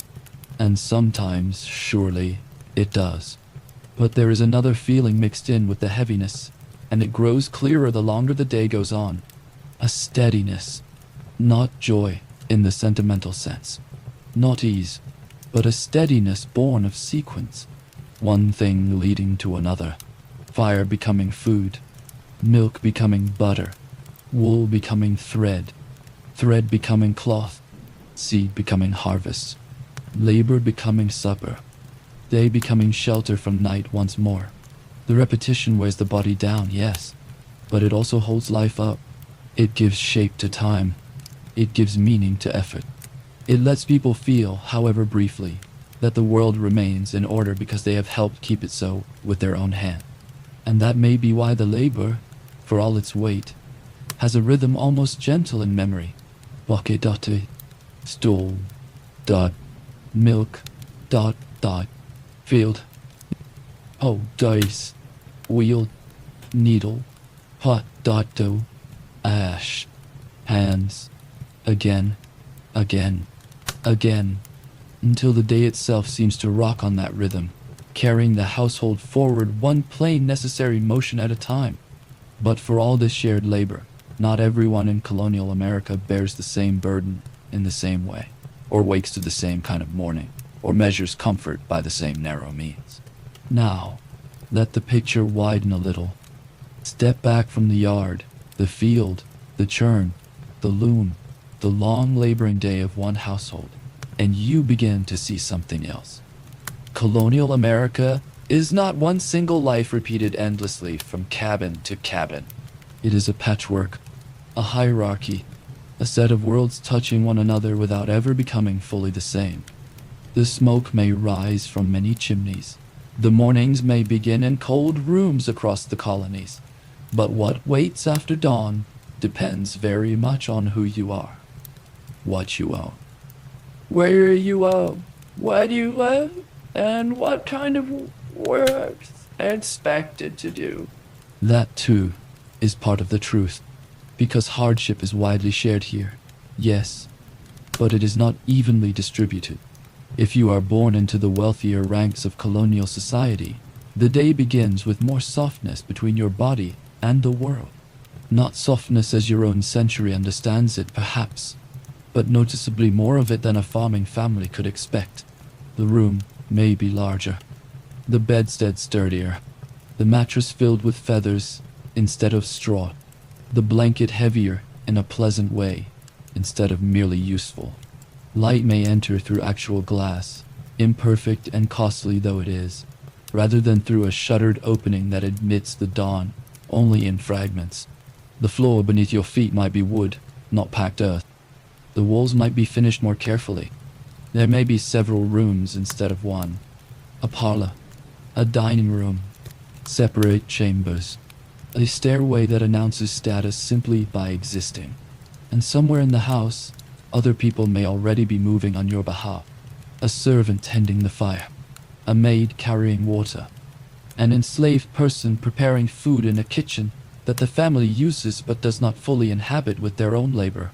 Comfort, in this world, often means that someone else is spending their body to protect yours.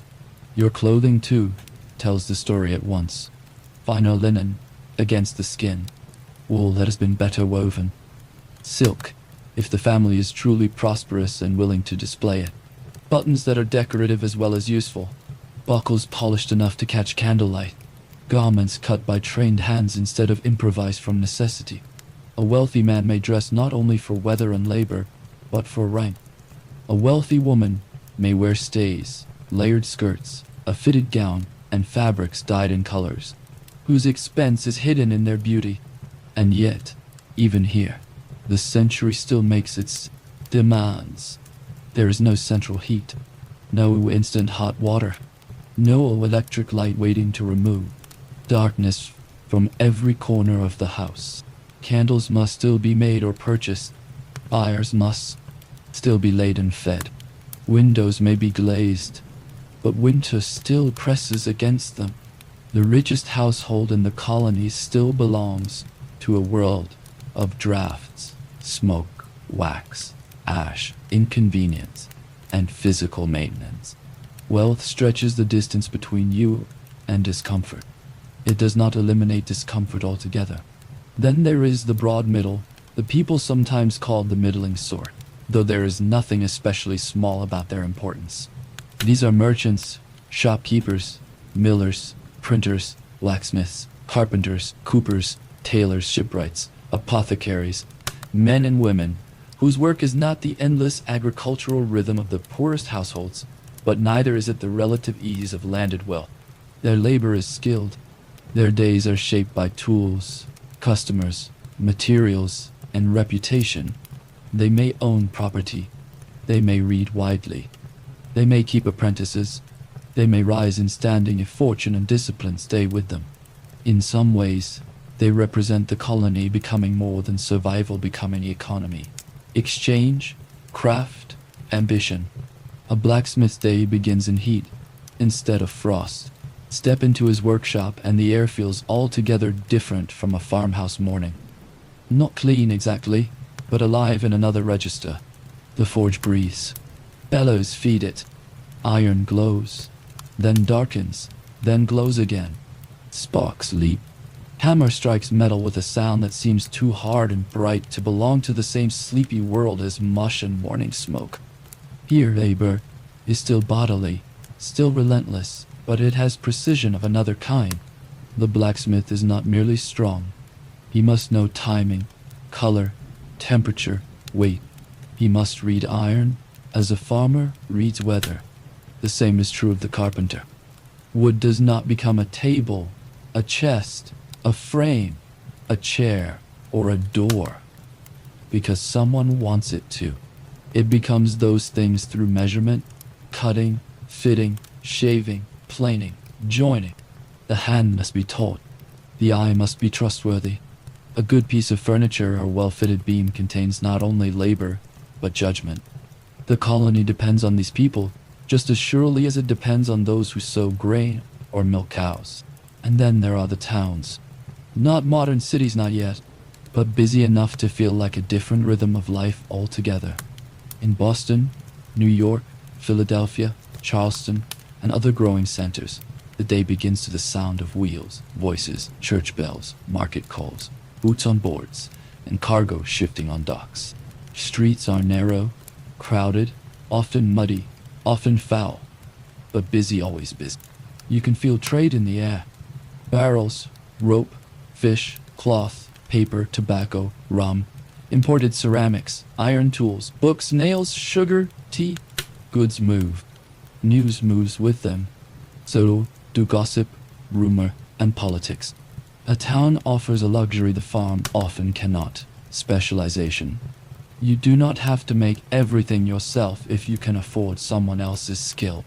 Bread can come from a baker, shoes from a cobbler, medicine, dubious though some of it may be, from an apothecary, a coat from a tailor, a wig from a wig maker, a printed broadside from a press. Choice is still limited by means and supply, but the very presence of specialists changes the feel of life. The town hums with dependency of a different kind, not one household, producing almost everything it needs, but many trades leaning on one another in a dense web of exchange. And somewhere near the center of that web stands the tavern, more than a place to drink, a place to hear, to wait, to bargain, to watch. The tavern gathers men especially, though not only men, into a room thick with smoke, ale, rumor, fatigue, and opinion. Tankards knock against rough wood, boots dry by the hearth. Someone tells a story too loudly. Someone else listens harder than he pretends to. Travelers bring news from the road. Sailors bring news from the sea. Merchants speak of prices, cargo, customs, shortages. Politics may drift in, especially as the century grows more restless. So does laughter. So does argument. So does the slow communal warmth of people who work hard and need, now and then, a place where labor gives way to talk. Even here, though, the age remains itself. Drink is safer than water in some places, yes, but candles still gutter. Rooms still stink of wool, smoke, and bodies. The straw in the bed upstairs is still straw. A prosperous town is not a clean, modern refuge. It is only another variation of colonial life, crowded instead of isolated, transactional instead of domestic, but still deeply inside the same material limits. Education reveals another set of divisions. Some children, especially boys of comfortable families, are taught to read early and well. They may study Latin, arithmetic, scripture, penmanship, classical examples, perhaps enough to prepare them for college, if the household aims that high. Books are costly, paper valuable, ink not to be wasted. To own books in any number is itself a sign of means, order, aspiration. A shelf of them says as much about a household as a polished table or imported china. Other children learn in smaller, plainer ways. A dame school in a woman's front room. A hornbook. Letters recited aloud. Passages from the Bible. Counts copied carefully. Some learn enough to keep books, sign their names, read a sermon, follow a contract, write a letter if needed. Others learn almost nothing formally at all, because time spent learning to read is time not spent carrying water, sweeping floors, watching siblings, planting, mending, or assisting in a trade. Education, like so much else, depends on what the family can spare, and for many, what must be learned is not literary first, but practical. How to judge a horse, how to salt meat, how to cut cloth without wasting it, how to set a hook in a fire so the pot hangs true, how to reckon debt, how to identify weather, how to behave before elders, how to survive. Religion runs through all of this so completely that it is less a separate part of life than an atmosphere around it. Church is not merely a weekly errand. It is a moral structure, a social obligation, a source of language, order, fear, comfort, authority, and belonging. In some regions, especially New England, the meeting house stands at the center not just physically, but spiritually and culturally. Sunday is different there. Work pauses where it can. Clothing is improved as much as means allow. Faces are scrubbed. Families gather themselves into seriousness and walk, ride, or are carried toward a long service in a cold building filled with listening. The benches are hard. The sermons are often longer than modern patience would allow. The theology can be stern. Sin, judgment, grace, duty, obedience, providence, the words fall again and again on a people who already know that life is fragile. Religion does not feel abstract in such a world. It answers to death, to weather, to infant graves, to illness, to bad harvests, to the strange fact that survival can depend on things so small and yet so impossible to control. And even where religion is less severe in tone, it still structures life. Church attendance marks respectability. Marriage is watched through it. Birth and burial pass through it. Community discipline often leans on it. A household may not agree with every sermon, but it still hears them, still lives in a colony where moral life is not left entirely private.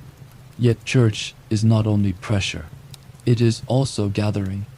A chance to see who is ill, who has grown, who is visiting, who is newly married, who has buried someone, who appears improved in fortune, and who appears diminished.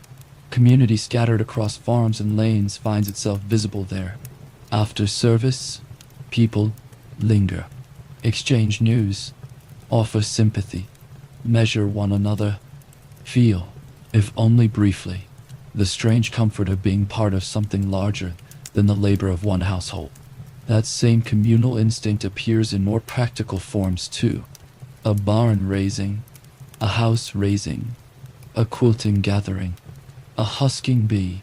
These are not merely charming customs waiting to be romanticized later. They are survival made social. Labor too large for one family is distributed across many. Men lift beams together because one man cannot raise a frame alone. Women sew together because large work becomes lighter when hands and voices gather around it. Corn is husked in company not only because it is more efficient, but because endurance improves when monotony is shared. There is food on such occasions, if food can be spared. There may be music. There may be teasing. courtship, gossip, sudden laughter, and for a little while, useful work and pleasure stop standing so far apart. This perhaps is what makes the colonies feel richer the longer you look at them. Not richer in money alone, though some are certainly richer than others. Richer in variation, in textures of life, in overlapping ranks and duties. The planter in his larger house, the printer over his shop, the woman turning the wheel by the fire, the apprentice learning a trade, the child carrying eggs, the minister in black, the merchant at the docks, the drinker in the tavern, the family walking home from church, the neighbors gathering to help raise a roof before weather turns. So much difference, and yet one truth remains underneath it all. Whether a person sleeps in linen or rough cloth, whether the floor is polished plank or hard earth, whether supper is served by hired hands or stirred by one's own, no one fully escapes the century. The dark still falls early. The candle still burns down. The fire still has to be tended. The body still sickens. Winter still enters through cracks, both literal and invisible.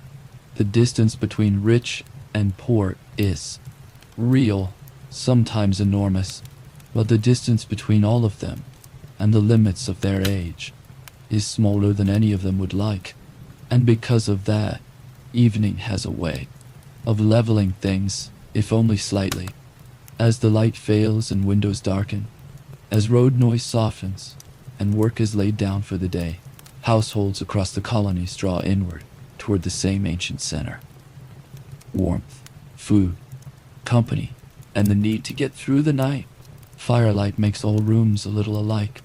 It gathers faces into a circle. It turns labor into memory for an hour or two. It shortens the reach of status.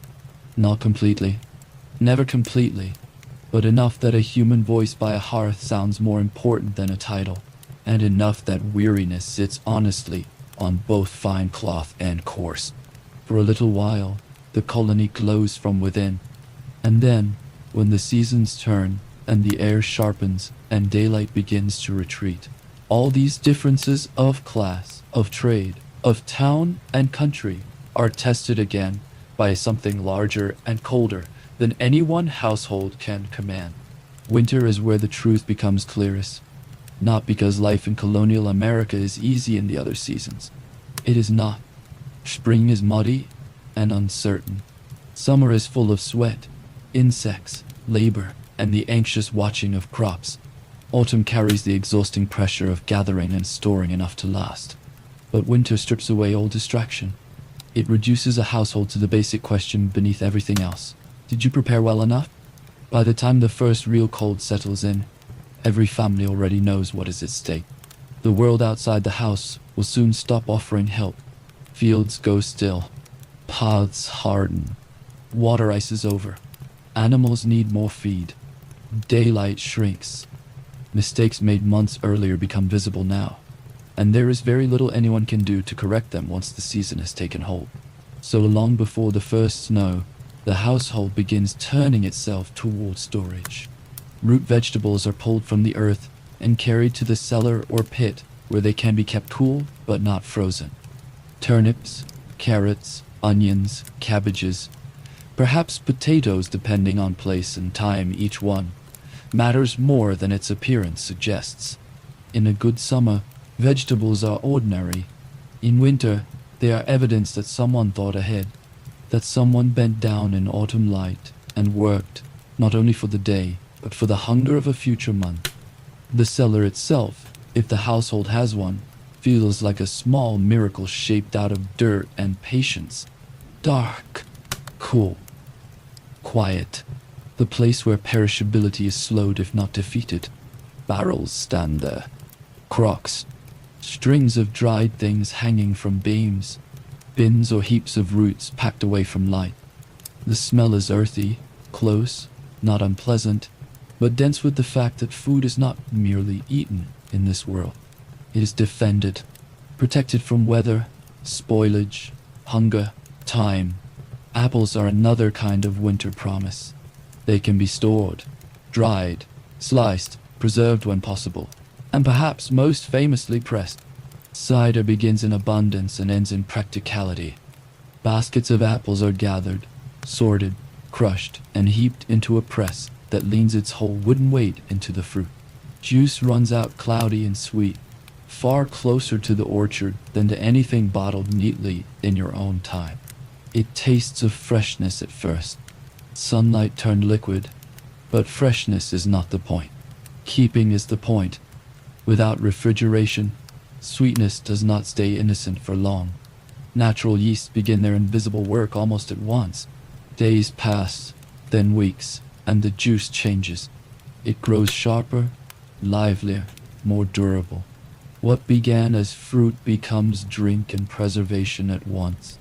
Cider, on a colonial table, is not only pleasure. It is calories, storage, a safer liquid in some places than plain water, and a little portable warmth against a season that asks for all the warmth a body can find. So barrels are filled. Meat is salted. Fish is dried. Wood is stacked higher. Candles are counted. Woolens are checked. Leaky places are noticed with sudden seriousness. Small repairs become urgent before cold enlarges them into misery. A gap in a shutter, a weakness in a roof, a loose latch, a split handle. In winter, every defect grows teeth, and when the season finally settles over the colonies for good, the inside of the house changes its meaning. It is no longer simply the place where you sleep, cook, and keep your few possessions. It becomes a border against danger, a shell of human order against weather that can kill with patience alone. A room may still be cold. A fire may still fail to warm its far corners. Frost may creep into the edges of things, but indoors remains indoors, and that difference is enormous. The body feels it every morning. The floor harder, the basin colder, the effort of dressing more deliberate. A coat or shawl is no longer merely useful, but necessary at once. Fingers stiffen before the fire recovers. Water bites when touched. If there is ice in the bucket, someone has to break it. If snow lies deep, someone still has to walk through it. Animals still require feed. Wood still has to be carried. Ashes still have to be managed. The world has not stopped demanding labor simply because labor now hurts more to perform. And that is where the fragility of life becomes impossible to ignore. Illness thrives in closeness. People shut indoors for longer hours, breathe the same air, share the same warmth, touch the same surfaces, tend the same sick child, sleep in the same room. One cough can move through a household as if following a map. A fever in the morning may be a fever in 3 people by evening. The body, already pressed by cold, scarcity, and fatigue, has less to spare for fighting what enters it. What follows is not modern medicine. It is hope, habit, and a scattered collection of remedies standing in for certainty. A woman reaches for willow bark because someone taught her it helps with pain. Honey is stirred into something warm for a raw throat. Herbs are steeped, pressed, tied in little bundles, laid onto skin, or swallowed in bitter draughts. Mint, sage, horehound, chamomile, raspberry leaf, things gathered in summer and dried for exactly these moments. Some of them truly help, not always enough, not always in the right measure, but enough that the old knowledge does not feel foolish to those who depend on it. A poultice may be spread over a swelling. A cloth may be wrung out and laid over a hot forehead. Broth may be offered in sips. A room may be kept warmer if the firewood can be spared. Hands do what hands can do. They cool, hold, lift, wipe, wait. And yet alongside the household wisdom lives another form of medicine, more formal, more confident, and often more dangerous than it knows. The trained practitioner, where one can be found and afforded, brings with him theories inherited from much older worlds. The balance of humors, the need to remove excess from the body, the belief that what ails a person may be corrected by subtraction. Blood, after all, appears dramatic. It appears active. It appears to a certain kind of reasoning to be exactly the sort of substance that could become too much. So bloodletting enters the room with the authority of learning. A vein is opened. A bowl is set ready. The patient, already weak, grows weaker. It is done with intention, not cruelty. That is what makes it so haunting. People are not trying to punish the sick. They are trying to save them with the best system they believe they possess. But the body does not always cooperate with theory. The cut made to restore balance may deepen exhaustion instead. The remedy may hasten what it hoped to prevent. Purging follows a similar logic. If illness comes from something spoiled, excessive, blocked, or corrupted within, then perhaps the answer is to drive it out. And so the already suffering body is pushed further vomit, cramp, emptiness, loss of strength. Medicine here can feel like another trial the body must endure rather than a relief from trial. Then there are the teeth. Perhaps no part of colonial life feels more intimate in its misery than dental pain. Teeth ache in a way that invades the whole self. Jaw, temple, ear, sleep, appetite, temper, nothing escapes it. There is little sugar by modern standards among the poor, and yet poor dental health is common all the same. Grinding meals, hard work, limited care, untreated cracks, bad habits, old injuries, all of it accumulates. If a tooth must come out, the process offers no illusion of gentleness. Metal grips. Someone braces. Someone else holds still as best they can. There may be alcohol beforehand, if any can be spared. There may be prayer. There may be only endurance. The pull itself is terrible enough. Worse still if the tooth breaks and leaves part of itself behind. Then the pain becomes not a brief storm, but a lingering punishment, deep in the bone, full of swelling and dread. This world has many ways of reminding the body that it is vulnerable, but tooth pain may be among the most democratic of them. It humiliates rich and poor alike, and if illness is one form of winter's danger, childbirth is another that no season fully controls, though winter can sharpen its risks. Birth in colonial America is ordinary in the sense that it happens everywhere, often, repeatedly. And it is extraordinary in the sense that every birth walks beside uncertainty. A woman may have delivered children before and still be in danger. A first labor may end in joy or in terror. A midwife may know exactly how to encourage, turn, soothe, and support, and still find herself facing a complication she cannot overcome with experience alone. The room where a birth takes place is both ordinary and momentous. Water heated, cloths prepared, women gathered, voices lowered, men excluded or paced somewhere nearby, powerless in a different way. The laboring body works with an intensity that needs no historical explanation. But history enters through everything surrounding it. The absence of sterile practice, the absence of surgery when needed, the absence of safe transfusion, the absence of infection control, as later ages will know it. A woman can survive the strain itself only to fall to fever after. A child can arrive breathing weakly and vanish before the household has decided what future to imagine for it. Infant mortality is not a concept here. It is a presence. A family may not speak of it every day, but it lives in their expectations. It explains certain kinds of caution, certain silences, certain habits of hope. Parents love fiercely. Of course they do. But they also know how uncertain survival is in the earliest months. There is no abstract comfort in this knowledge. It does not make loss easy.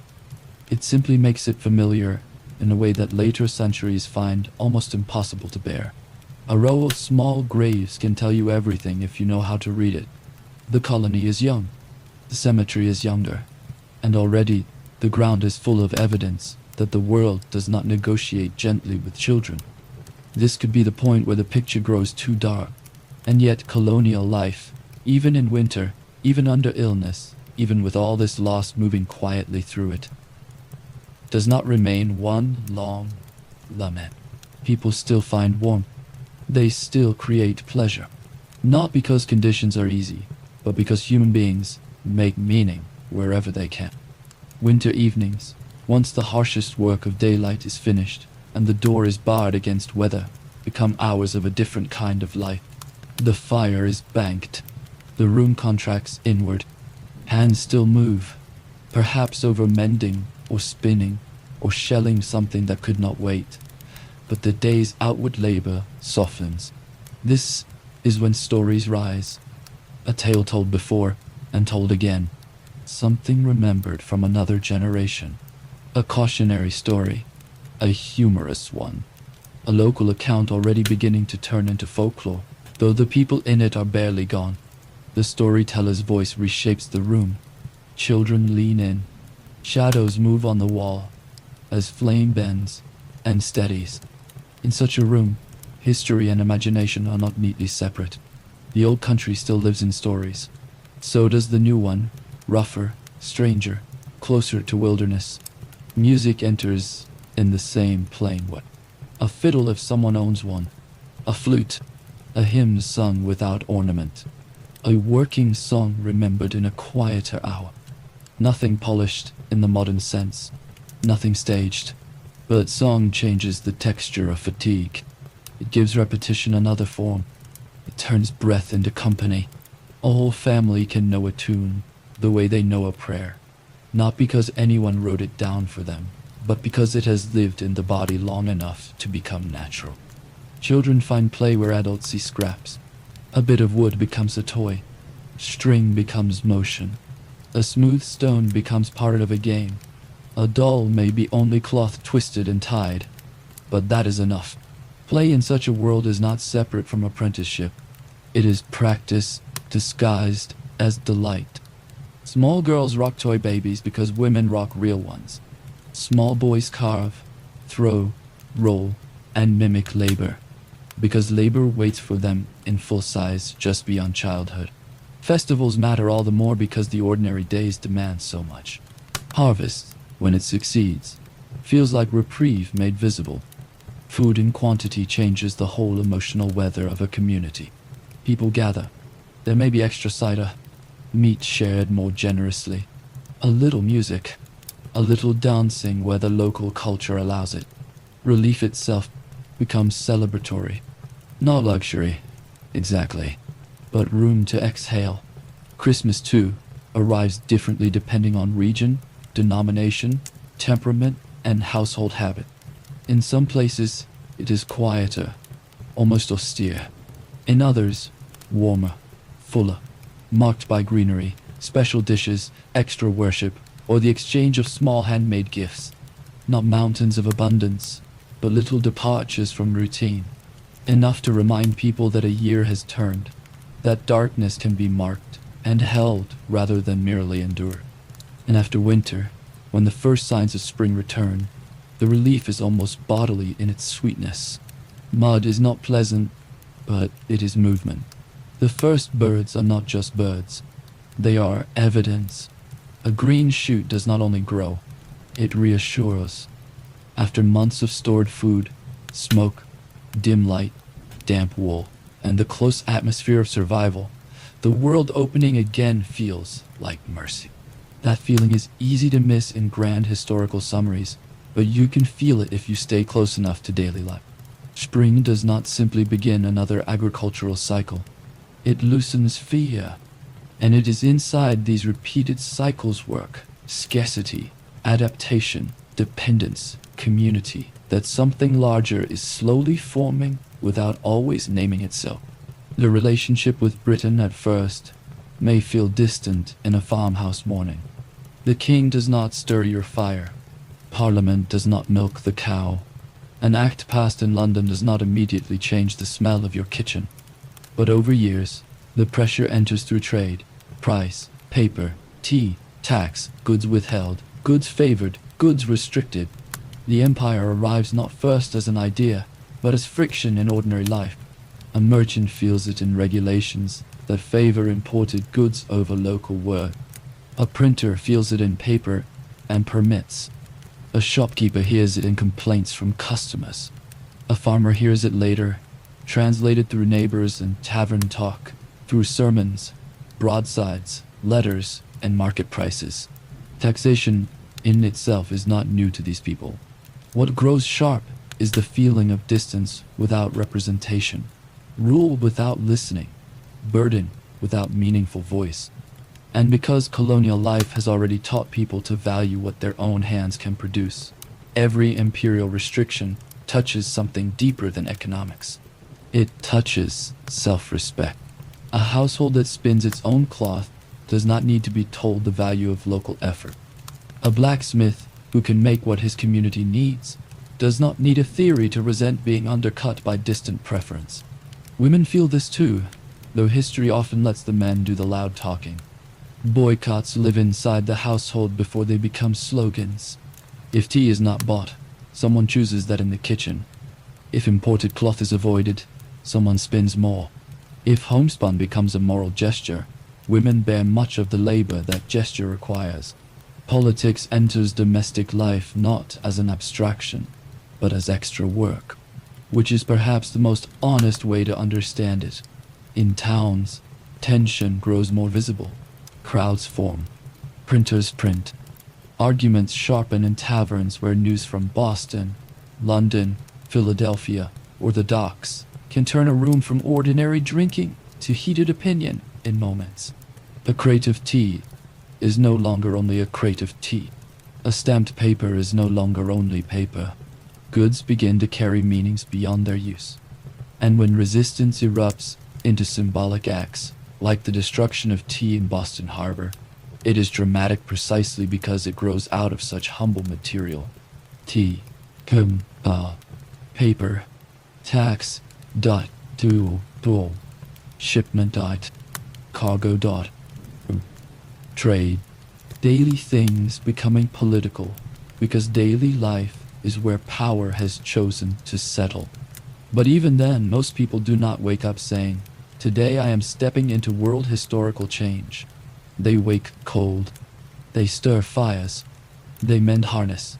They churn. They walk to town. They hear news. They carry that news home. And slowly, quietly, the ordinary person begins to realize that the habits built by colonial life have prepared them for something larger than survival.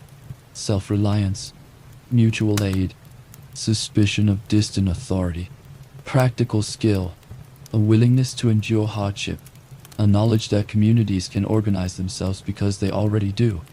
These are not political theories first. They are daily experiences. That is the hidden bridge between colonial routine and revolution.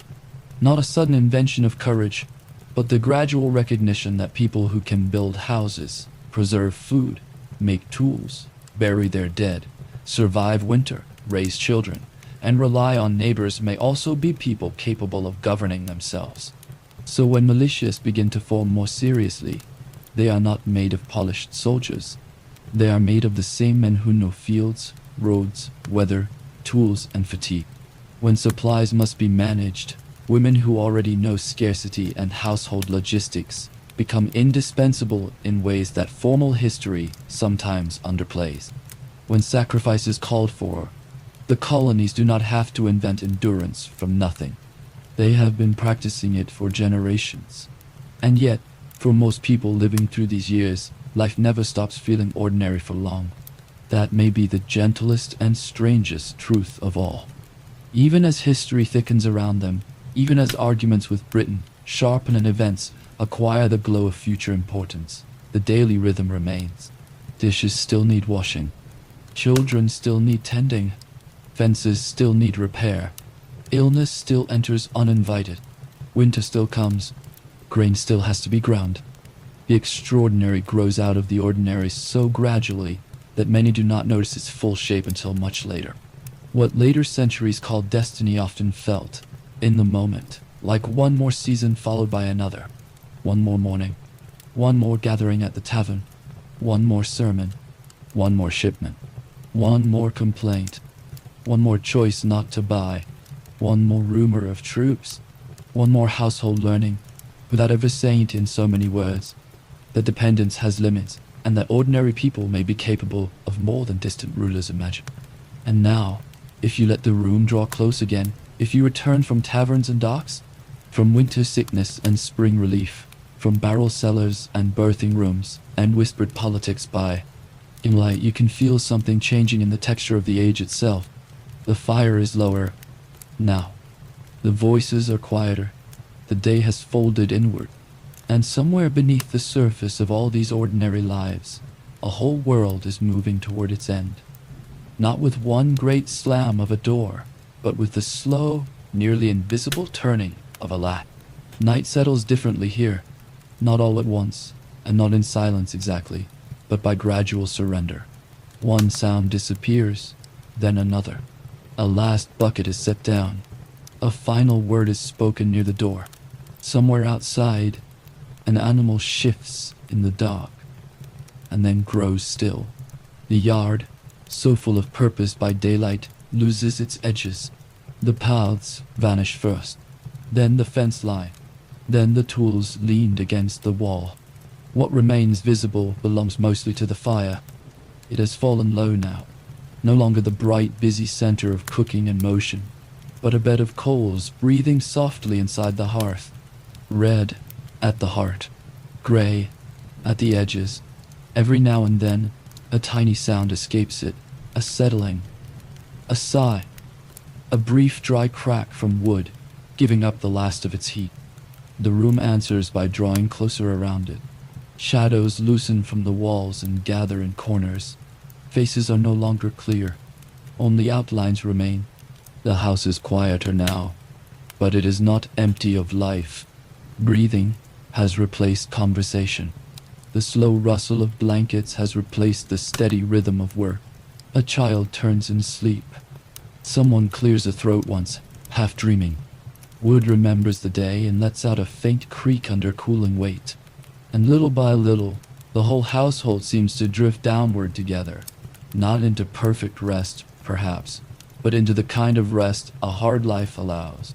You feel the bed again, the ropes beneath, the rough mattress, the place where your shoulder must settle carefully if you want comfort from something not designed for comfort at all. The blanket holds the smell of smoke and the memory of the room. The cold is already returning at the edges, patient as ever, touching the air near your face, slipping under the door, finding the parts of the house the fire can no longer defend. But after such a day, even this narrow warmth feels enough. That is what matters now. Not politics, not empire, not the larger shape histories beginning to take around these people. Only enough warmth to last until morning. Enough shelter to hold through the dark. Enough quiet for the body to lower itself and let go. And as you lie there, listening to the coals settle and the room breathe around you, another truth begins to appear, softly, almost too softly to notice at first. You have just lived through a day that seemed entirely ordinary to the people inside it. A day of fire and water, labor and food, noise and fatigue, weather and routine. A day no one would have thought important enough to preserve in full. And yet it is from days like this that whole eras are made. From mornings no one expects to remember. From households doing what they must. From ordinary people learning, without realizing it, how to endure, how to organize, how to depend on one another, and how to go on. That larger future is still hidden from them. For now, they are only sleeping. For now, the world is only this room, this blanket, this fading fire, this breath in the dark. And perhaps that is the gentlest part of all, because before history becomes loud, it is almost always quiet. Before an age ends, it usually looks like one more evening, much like the last. One more fire banked low, one more tired body settling into straw and wool, one more house surrendering itself to darkness. So let the room grow dimmer now. Let the edges blur. Let the last warmth hold.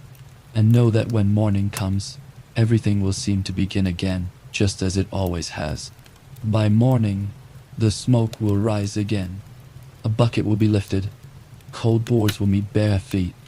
Someone will lean over the hearth and search the ash for the small surviving life hidden underneath. Someone will pull on the same rough clothes. Someone will step outside into the pale air before the sun has fully made up its mind to return. The chickens will stir. The water will wait. The day, as always, will already be asking. And then another day will follow. And another. One season passing into the next so slowly that no one standing inside it can quite feel the shape of time while it is happening. A winter endured. A spring planted. A summer worked through. An autumn gathered in. Children growing taller without anyone noticing all at once. Tools wearing smooth where hands keep finding them. Houses patched, strengthened, weathered, kept alive. Then those children taking up the same motions, and later their children after them. That is how history often builds itself, not only through the loud moments that later generations name and frame and teach, but through these smaller mornings, repeated so faithfully they almost disappear. A hand on a latch, a breath in the cold, a fire coaxed awake before dawn. The great turning points come later, when someone finally notices what all those ordinary days have been preparing. So there is no need to follow tomorrow too far. No need to stay awake and watch the next morning fully unfold. It is enough simply to feel that it will come. That somewhere beyond this dark room, beyond these fading coals and slow breaths, the rhythm goes on. One more dawn, one more household rising, one more quiet beginning helping, in ways no one can yet see, to shape a world much larger than itself. And now, you can let the night close around that thought, very gently. The room is quiet again. The fire has lowered to its soft red heart. The house, the yard, the century itself, all seem farther away now, as if history has stepped back into shadow, and left behind only a little warmth, a little darkness, and the steady rise and fall of breath.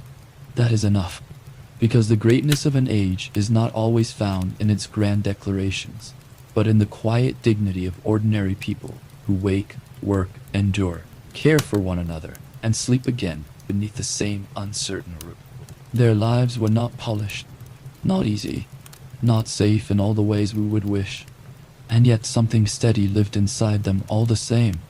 A patience, a usefulness, a human nearness to life that made even hardship feel inhabited rather than empty. So you do not need to hold the story any longer now. You do not need to follow the century farther forward. You do not need to keep any image sharp. Let the details soften. Let the house dim. Let the coals fade. Let the people of Porridge, that distant night, rest where they are. And let yourself rest here too, with nothing left to do, nowhere left to go, and no need to stay awake for the ending. Just the dark, just the quiet, just enough warmth to drift